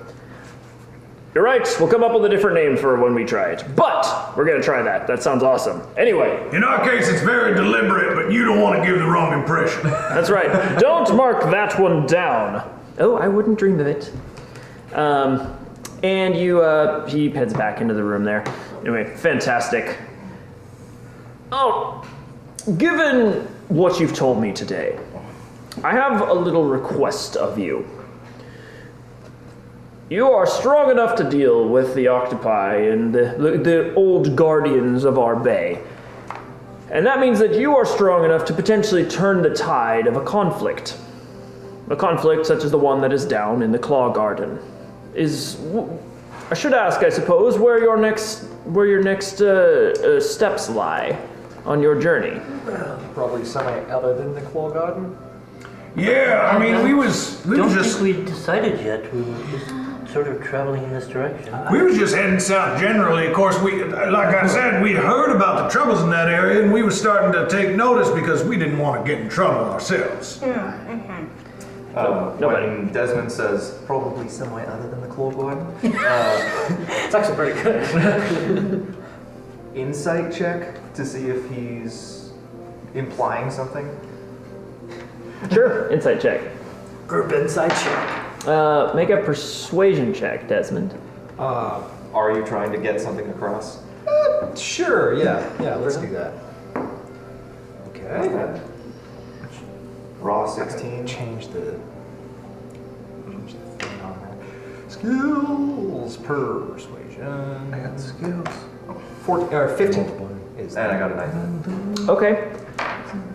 Were you implying something? Go ahead and tell him if it was something you were trying to imply. Yeah, just that we might not want to tell him about the Claw Garden. Right. Okay, cool. Well, go ahead. To be fair, I've been kind of held up in studying arcane arts for a while, so my friends here have been taking me around showing me the coast and everywhere, but we're just trying to help do good where we can. Good. Well, that is a very noble endeavor there.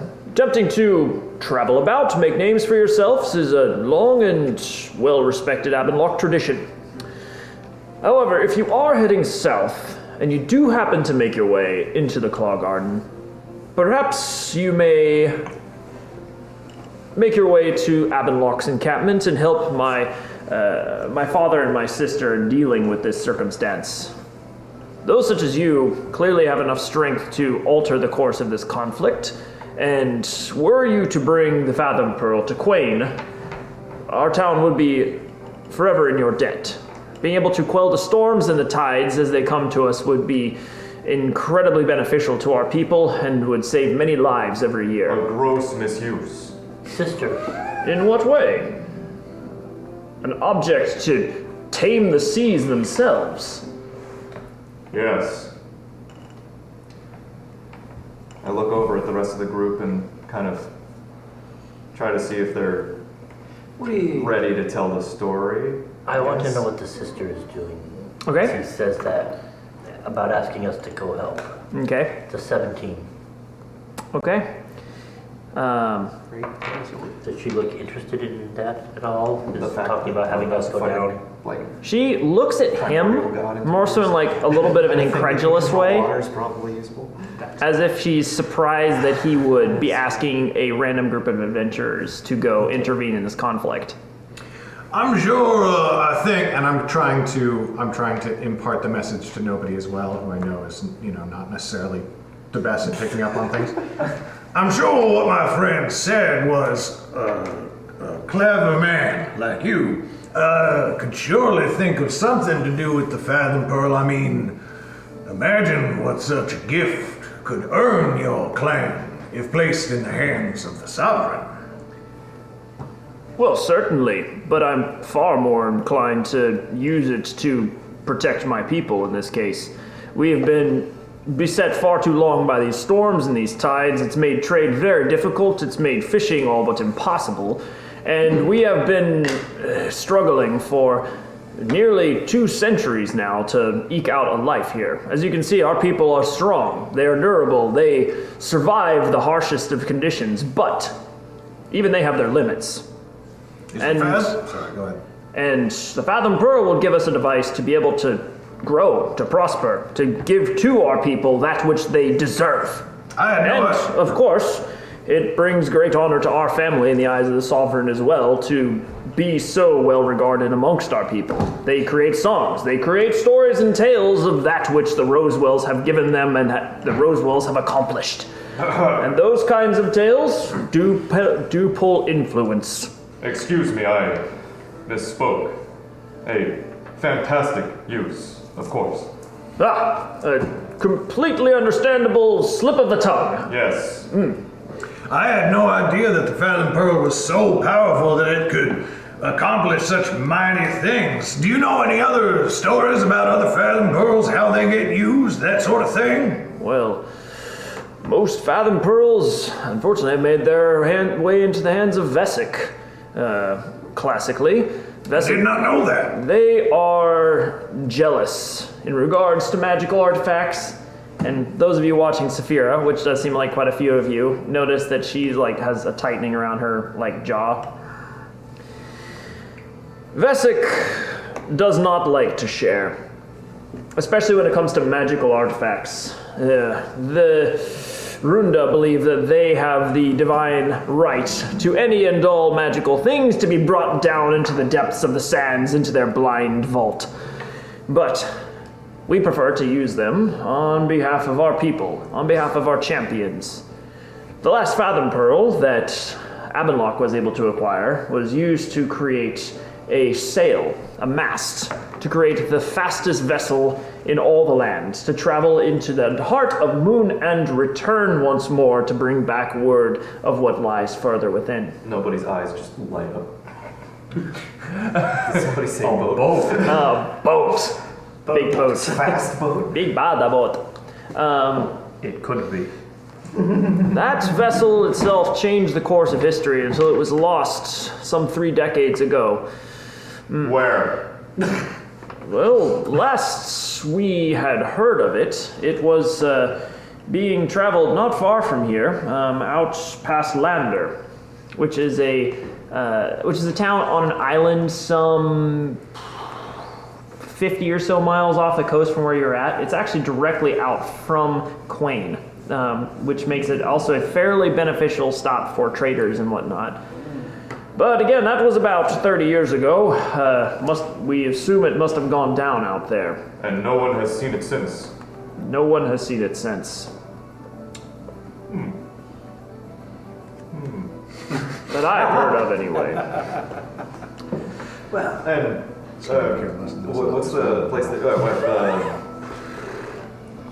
Not Vivek. Vesic? Vesic. And Vesic, for what purpose do they hoard these treasures? Well, I don't claim to know the mind of the Runda. They are secretive at best. Then at best, However- what do they claim?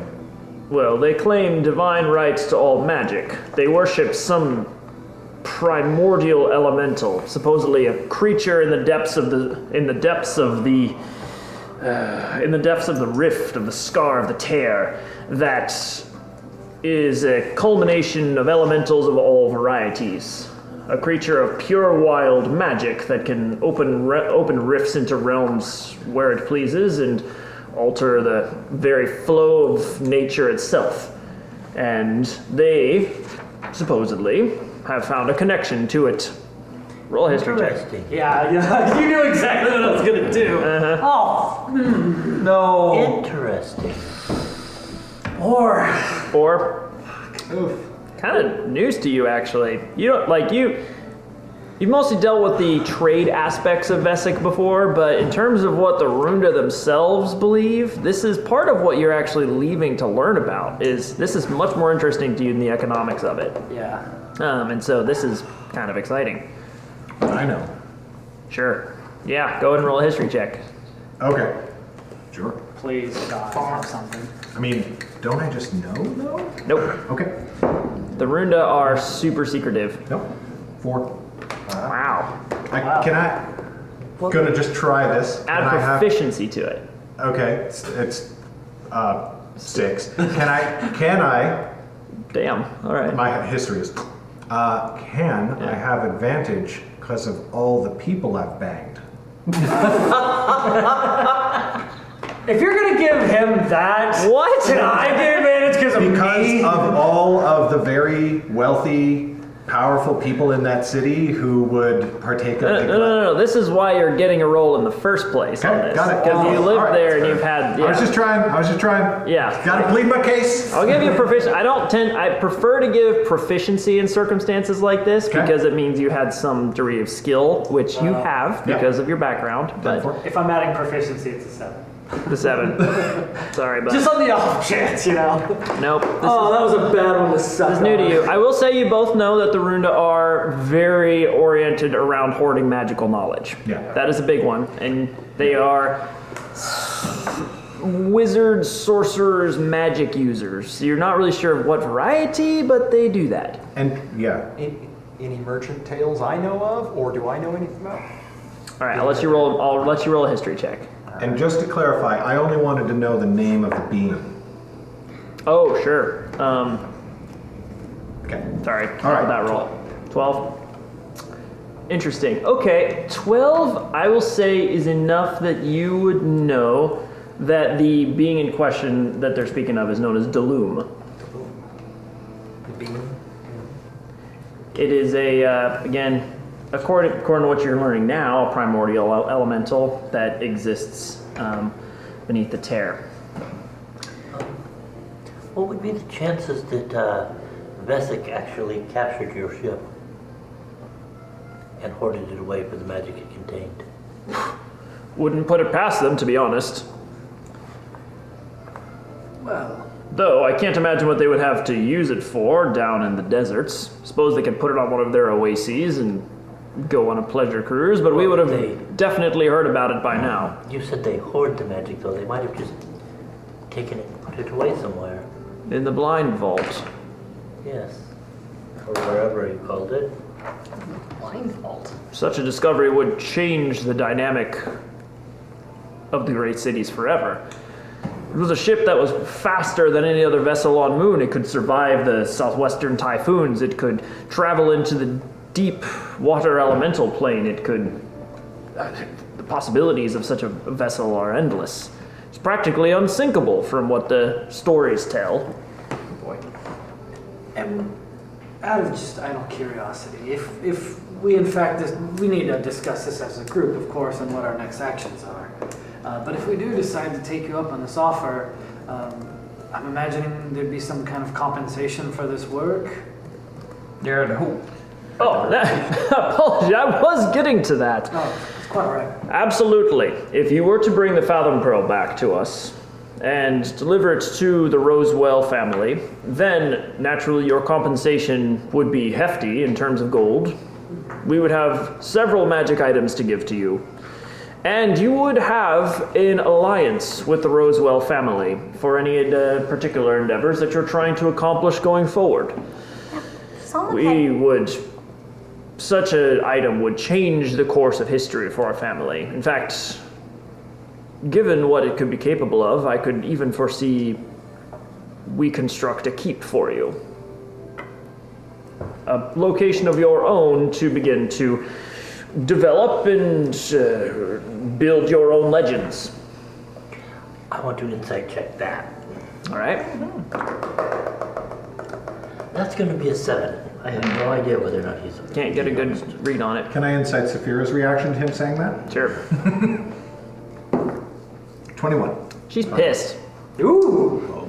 You can see her face has gone like red, which, she's still got this like... Well, You can hear like this slow exhale from her, a little bit like a growl in the back of her throat. But he is completely oblivious to that.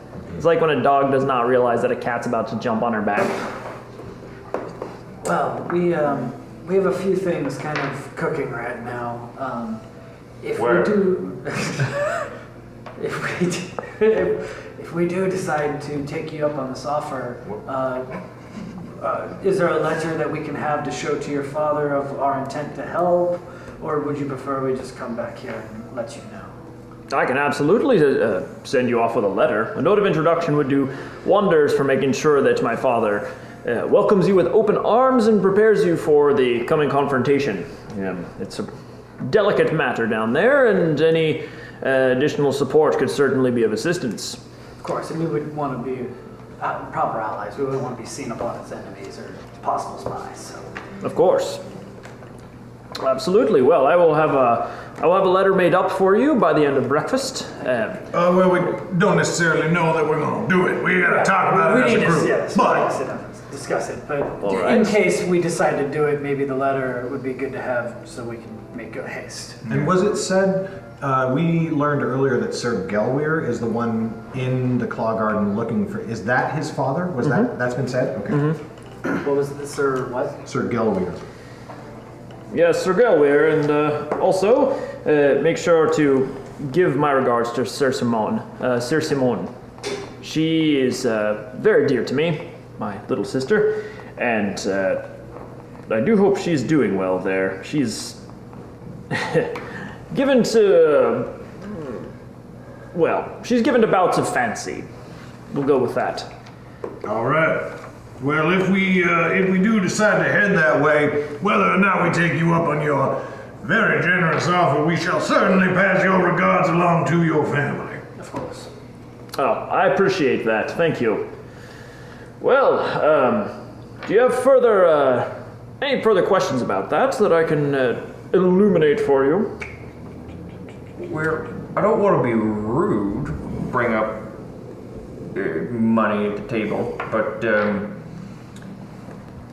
We are promised compensation. Joffrey mentioned that there might be a possibility of compensation for us clearing up the whole octopus deal. Oh. Yes, the Dockmaster Joffrey. He mentioned that is a good point. He actually passed your name on to us since we're new in town, and he didn't promise anything, but he said it would not hurt to ask. So. I think that is more than fair. Give me one moment. And he's going to stand up and go over and whisper to Saphira. And she's going to kind of turn. She said bananas. Understood. And then she's going to disappear, and he's going to head back and sit down in front of you. All right. We have an interesting item for you that I think you will find more than helpful for your coming endeavors. One moment, everybody, while the DM gets his shit together. Okay, Ethan is going to scratch a quick note. Marking up their table. No, they're writing a note. Right under the table. Your brother seems somewhat Just one ferret claw. But Edlin writes a note and is going to wait for Saphira to come back and try to slip it to her. Ooh. Okay, sure. Saphira returns, bearing what looks to be a finely wrought wooden staff, worked all up and down with kind of these leaf-like patterns and sort of looks to be seaweed elements there, capped at both ends with what looks to be these kind of enormous pearls. She holds it up. I believe this will be an adequate compensation for your efforts. This is going to be a +1 quarterstaff magical item here. And is going to hand it over to your party. But I hate them so much. I'm so torn. You, I guess. You use shillelagh a lot, and that would affect that as well. Give it +1. Well, I'll hold on to that for now. I think that would work quite well for you. I am not much of a frontline fighter, if I'm honest. Thank you. I've actually been practicing on firing quite further away. That looks like a choice selection of wood there. That's a nice wood you got there. Yes, it was a piece of driftwood that came down from the far north. It's traveled all the way into Moon and back out again on various ancient currents, and it seems to have absorbed a little bit of the atmosphere there. We found the pearls themselves, though obviously not fathom pearls, did come from large shellfish down in the Claw Garden, which we managed to harvest and acquire these particular specimens from. Rather nice piece, if I do say so myself. It's been in our family's armory for several several decades. That's beautiful. Lord Claw, who is that? From the Claw Garden? Yeah, but you said it was from who? Shellfish down there. Lord Shellfish. Oh, just from. Just I know you said Lord Shellfish. Lord Shellfish! It is now. That's who made it. I didn't go to evil nobility school to be called Mr. Shellfish. That is definitely coming up later. I'm Lord Shellfish! With my magical claw pincers. What was that, Edlin? I'm just going to try and drop a note into their pocket. You're not giving it to her, you're trying to sneak it into her? I can try and hand it to her, or I can try and drop it into her pocket. Which one are you doing? It depends on how much attention everyone is paying to me. I mean, everyone's watching her walk up with the staff, so... I was thinking while she was handing over the staff, I could just slip it into her pocket. Oh, like where everyone's kind of looking at the staff? While everyone's watching Okay, the staff. then you're doing sleight of hand. Right. 13 plus 6 is a 19. Hey, jeez. Okay. Yeah, as your hand is like going for her pocket, there's just like whoosh. Oh. And she's got your wrist, and she kind of turns and looks at you. I was just holding out a piece of paper, so... She takes the piece of paper, lets your wrist go. It's an arcane phone number. Okay, and what's on the piece of paper? The piece of paper says, your brother seems rather enthusiastic about this, but you seem somewhat less so. Would you rather that we passed? Please, You can reply. It's just signed, and it's just signed Edlin, so. Inside check? Are you just trying? Yeah, okay. It was just a question of, because she didn't seem as happy about it, so. And my insight is 4, so I have no idea. Oh, shit. Completely Oh, no, my insight will be 9 because I get a minimum of an 8 on an insight check. Since I'm inquisitive. That's only to see if they're lying. Oh, all right, never mind. It's a 4. Okay. And I don't Her face is just like stone. You can't get a good read on it. Chaos table. Okay. That was And it. she proceeds back to the column there. Well, I would like to Roll a perception check real quick. there you go. Of course, 19. Okay, as she Oh, walks. no, I'm sorry, that's an 18, not a 16, it's 21. Oh, damn, okay. You catch a flicker of movement as she's walking back, and your pocket feels different. Oh, she's real good. And you reach in and you pull out a note. Which I will read stealthily when I have a chance. Okay, sounds good. We'll do that in a little bit here. Sorry, somebody else had something to say here. I would like to approach Larian and say, Hey, you want to see one of the scars I got in the fight? Always! Check this out. and I'll sort of draw back my sleeve a little bit and show on my bicep where a scar has just like cut through the tattoo sleeve and everything like that. Yeah, fucker bit me. I didn't even know they had like beaks down there until I felt it bite into Oh, my yes. skin. Yep. That's cool, I right? had one wrapped around my bicep once. Could only get about halfway around. Yeah. You got some chunk on you. Yeah, what can I say? Bounces. Clap him on the shoulder, and then I'm going to approach Saphira, Okay. and I'm going to say, It's not too much trouble. I gotta drop the kids off at the pool, and and I'd like a private word. Could you show me where I could do that? Okay, roll a stealth check to see how well you say that little bit there. arguing my case again, could it be performance? Because again, that whole like thing with Larian was to sort of like get him off guard so he's not paying attention to that. You're trying to be subtle here, bud. So I'm gonna say Helry isn't always good at stuff. However, I will let you make this with charisma instead of with dexterity. Thank you. 20. Nice. Okay. Yeah, you're pretty subtle actually. Okay. And her eyes kind of, and she turns and motions for you to follow. She leads you around out into a sort of, and the rest of you see them leaving as well. Okay. I guess we're done here. Well, there goes another one. Should we come back in like half an hour, get Helry, or what? Well, let's I'm going to have another sandwich. Okay. Edlin tucks into another sandwich. Saras, are you doing anything during this, by the way? No, actually, I'm just. He's eating. I'm eating. Okay. I'm having a good time. Okay. It's very hungry. It's been 30 minutes since breakfast. Yeah. I was full then. I'm getting more full now. Nice. Yeah. Cool. And Desmond, you had something there? Oh, I was just getting more food as well. Nice. Okay. People are tucking in, re-engaging with the meal.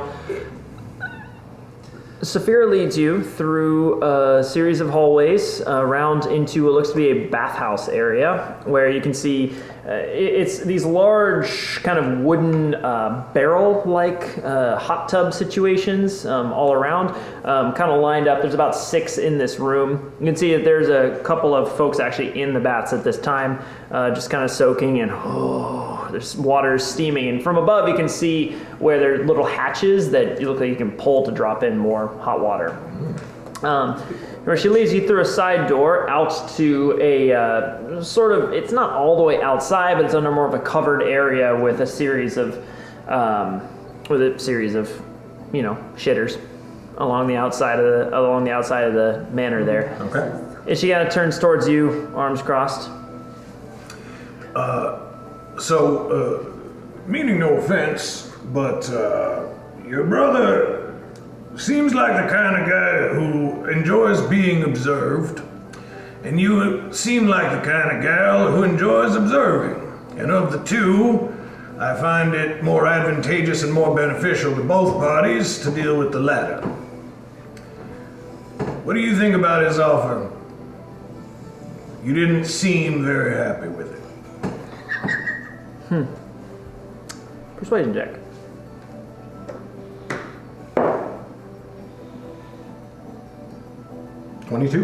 Wow.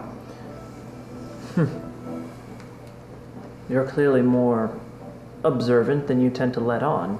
I get that a lot. Well, the situation in the Claw Garden is far more tenuous than my brother believes it to be. The outcome of events there could very well precipitate further conflicts between Vesic and Abenlock. This is an age-old competition between the two nations for control over the Fathom Pearls, but never before have tensions been this high to begin with.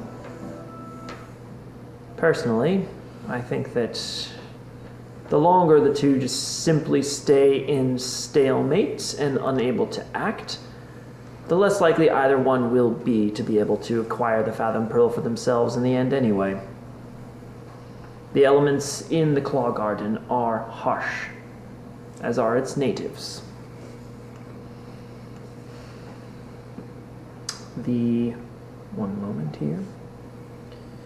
The Portantir, as my brother so aptly forgot to name them, are far more sophisticated than he tends to believe them to be.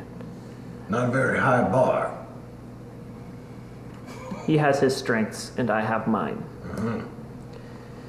However, the Portantir are not to be underestimated. They have powerful shamans among their number, and their warriors are very well disciplined, beyond what one would assume. To survive these kinds of elements takes a special kind of grit.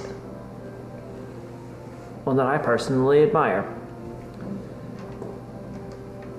However, you intervening in these events may very well destabilize the entire tenuous balance that has been held there. If no intervening factor were to appear from Vesic or Abendlock, then most likely both parties would be forced to retreat, unable to actually attempt to defeat the Scuttlekin and their hive. Personally, I think that that is for the best.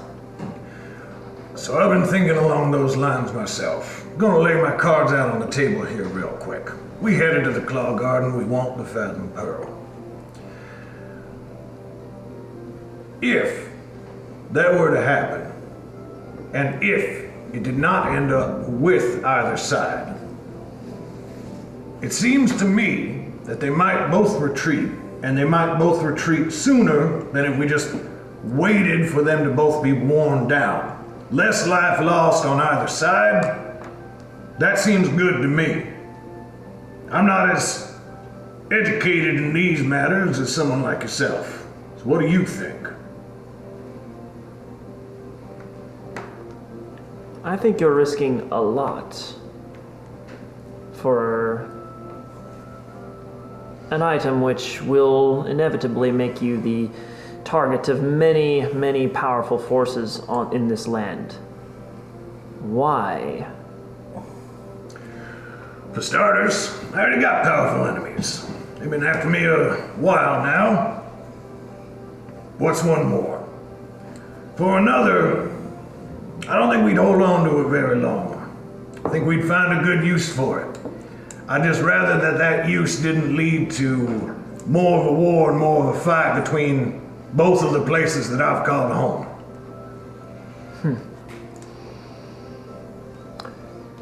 I think if the pearl were to disappear from beneath both nations' clutches, that would certainly de-escalate the situation.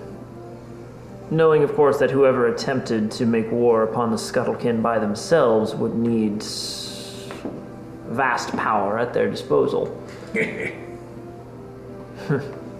Well, you are robust.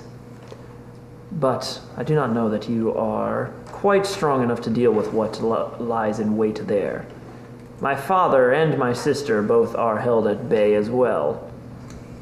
And if either party were to see you, witness you making assault upon the Scuttlekin, it may actually precipitate a move from both parties at once, which could spiral further into chaos.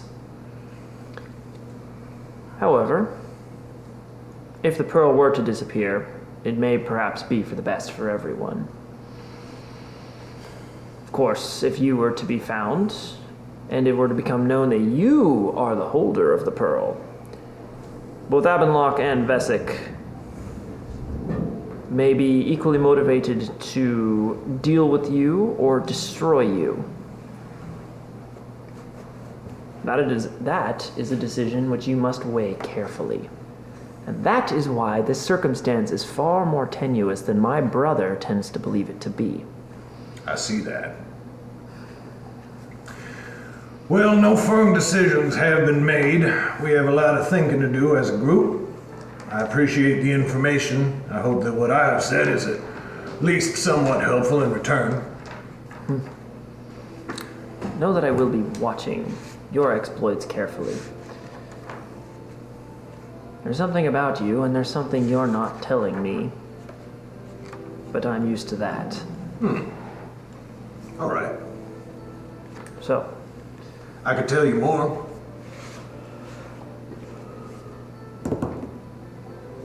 Maybe over a drink? Yeah, I knew it. Yes, Mallory. Get it. Yes. one more persuasion check. You got this. Come on.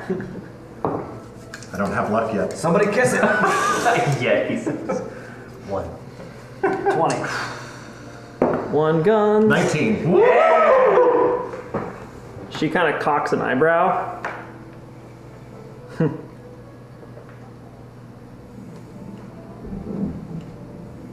Meet me in my chambers in about 3 hours. We'll discuss this further. Will do.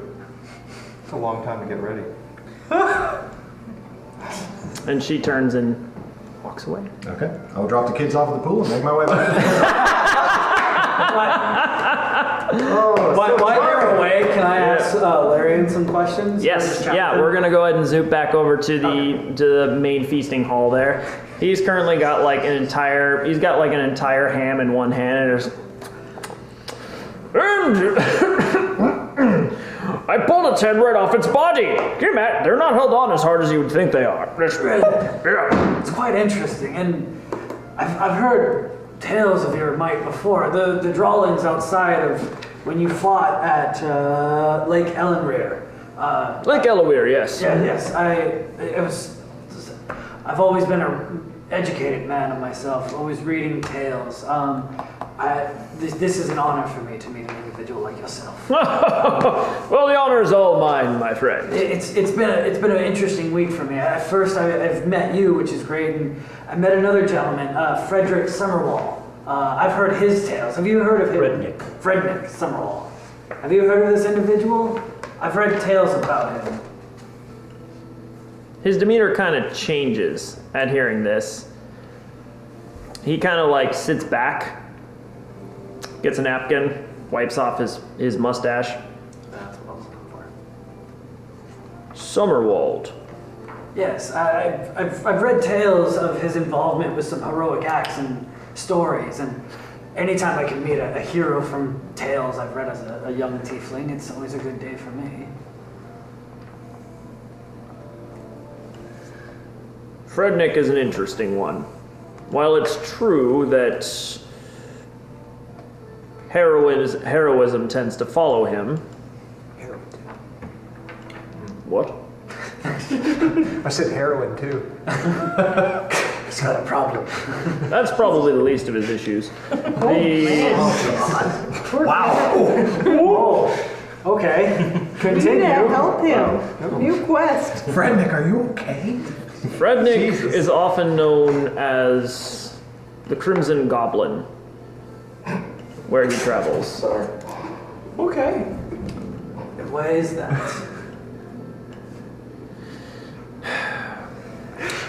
Where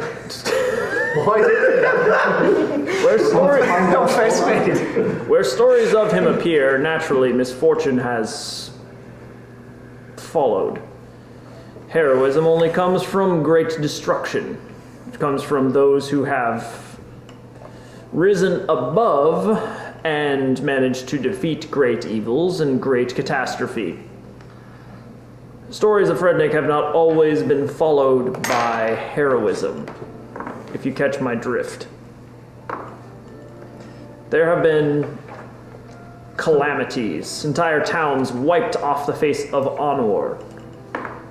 Great carnage, wars, battles conducted with tales of the Crimson Dwarf, the Crimson Goblin, apologies, following in their footsteps. Many times this has given rise to those who have made their way into song and legend. Other times there have simply been body counts. Is this something that I have actually heard about? Like, that this is a reputation that also follows him? You mostly heard about him in terms of, we rolled for this before, so I'll tell you like what you knew from before. Okay, you so mostly heard about him. This is like new information. Yeah. I haven't heard this kind of stuff. Yeah. Okay. This is stuff you have heard of Frednick Summerwald in the context of heroes being born, and you've also heard of the Crimson Goblin, this character that has appeared as sort of a bad omen, but this is the first time you're hearing them actually put together. Okay. As one person that is seemingly, at least according to Larian, one and the same. You say you've met Summerwald. In brief passing, I was at a bookstore buying some books, and he was nearby. And I mean, there's many heroes I wish to meet. Perception check. And you've been very naughty to me, so I'll flying mother 11. Oh. I don't think you're telling me everything. What relationship do you have with Frednick Summerwald? Just in passing, meeting him, shared a drink, told stories, and I asked questions about his past. There's many individuals I wish to still meet. I'm reading a book right now about a thieving half-orc who steals cheese wheels. I hope to meet this individual one day. Well, take it from me, be careful with how you deal with that one. I will. This is actually new information to me. I appreciate your guidance in this matter. Yes. But he's a bit of an enigma. Certainly, many great stories have come from encounters with him, but be careful. I will. I greatly appreciate that. I, for one, am not wanting to get in any trouble. I'm just trying to see the land for once. Well, fair enough. A noble enough pursuit. Again, you've heard what I have to say on the matter. Of course. If you hear word of him again, I would be curious to hear what he's up to. I'll keep that in mind. On a better note, is there any other heroes that you know of in the area that I could meet? Champions of combat, or those who've created good in the world? Like I said, I'm just traveling the world to see it. Well, there are. I do kind of pull out my bag, and I pull out like a few tomes that I've been carrying of just, fantasy adventures. Heroic tales. Spend some time in Relgar, my friend. Relgar. The Urim Knights are the most heroic group of people you can ask for in any part of Anor. We have a sense of honor, justice, and dignity. We are bound by a code to our people, and we are equally laden with tales and adventures to impart upon you. I think that might be our next destination then. I love a good tale of heroes. Excellent. And speak with the minstrels. Yes. Minstrels always have a little something to tell. I've found that actually recently. It's quite nice. Wonderful. I'm sorry, there were others who had questions? Yes, but specifically why the Crimson Goblin? Because he's red and he's small. Ah. Good. One would assume. Well, obviously goblins are creatures, vile, repugnant things, and they are bound to cause mischief and havoc wherever they travel. So, of course, they're not usually red. So, most know that most know that Summerwald is a fire ganassi, but we hate to besmirch the name of all fire ganassi, some of whom are quite good, decent people. And Summerwald himself, well, Crimson Goblin has a much more dramatic flair to it. I see. Well, I'm sorry. Is it a Spider-Man villain or something? Is that why it's my tripping you favorite out? parchment 'Cause I'm sitting here like, why is this so funny? It's just, hey girl, can I show you my Crimson Goblin? That's why. I mean, What? That's not what I was thinking. What? Immediately what I was thinking. You might want to get that looked at. Oh, come on. Like it's worse than Purple Snake. This is I told you that in confidence, Garrett. And I just sent it to the internet. I'm just It's not like, just some random snake, it's a python. Come on. Python, it's important. okay, sure. Penny can't help. Apparently, I'm the only one at the table, but that's why I lost it. I mean, I was thinking the other thing. like a spy, like yeah. I mean, I said it, and I'm like, that does sound a little like whatever. It's the green one, okay? Yeah. As he tossed The Green Goblin, the Hobgoblin. Oh, if it's green, you gotta get that checked out. I think if it's red, you don't do wanna see- too. There's no red one. Yeah. See, I'm original. There you go. Totally original, all the way through. Yeah. Actually, I'm not original. There is an actual folklore thing about that I can tell you guys about off camera. Oh, cool. And maybe I'll do a post about it at some point on the Facebook page. That'd be cool. Put it in Discord. Which is where I accidentally said Crimson Dwarf from, but I'm not using the term dwarf because that could be mean. Anyway, so Well, I hate to eat this fine meal and take off, but we might need to be getting going here. yes. Sorry, Morsons. Well, naturally, do you want this letter of introduction? Yes, if you don't mind, just so that way if we're, and maybe if you have any personal letters for us to give to Then- them as well, so if we're in the area. Then you will assist. We need to discuss it first before we go. We should probably discuss it before we get letters, because if we're not going there, then we won't read them. Indeed. Well, I hesitate to give out a letter of introduction for those who will not be assisting our family Go ahead and anyway. hang on to it, and if we decide to do it, we'll come back for it. Fair enough. I will hold on to it for the remainder of this day, and if you are so inclined, return here and I will give you the letter. I appreciate that, thank you. Okay. Shall we, everyone? Any further questions? I would like to know what my note says. Right. So taking a look at the note, she says, meet me in 2 hours along the coastline. Very well. Mine says an hour. Mine says secret. On guard. Mine says made in China. All right. So you finish up your meal and you start to head back out? As we make our way out, can I try and get a quick moment with Miss Mist Muffin? If I can say that 5 times fast. Yes, you may get a moment with Laura Miss Muffin. Just like really quickly, that sonnet or song you're going to write about us and the octopi. Oh, yes. I want to take out 5 gold and I want to hand it to her. Leave me out of it. All right. Thank you. If you say so. Well, anywho. And I'll take my leave. I think I get why. Anyway. Yeah, you're good. All right. I love it. Which song? They're gonna write a song about us. Yeah, about which event though? The octopus. The octopus, right, okay. Octopi.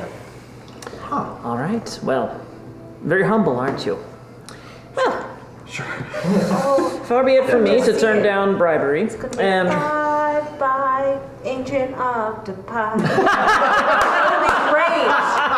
Yes! You know what? That's where we're going to call it for today, everybody. On Bye Bye, Mr. Octopi. We are at 4 o'clock. So, great job today, one and all. Yeah. We will get to some conversations with Saphira next time. Nice, yes. We will figure out where exactly we are heading next time and whether you will decide to take on this contract. We have some discussing to do, and I'm sure you all could stand to do a little thinking and soul searching on the subject. Absolutely. So, I think we should. Conversation. so we're going to call it. Thank you so much. Texting all week, aren't we? Thank you so much for tuning in, everybody, and we will be back live again 1 week from today, 1 p.m. on Sunday. Crafting is still on hold, I believe, Garrett, right, for the time being? Okay, we'll be back to that eventually here soon, too, but in the meantime, we will be posting on Thursday on our YouTube channel with our stream today, so anything you may have missed or anything you want to relive, feel free to go check that out. Pop it on and leave us a like, please. That would really mean a lot and really help us to get this out to more and more people over time. So, yeah, y'all have a great rest of your week, and thanks again. Bye.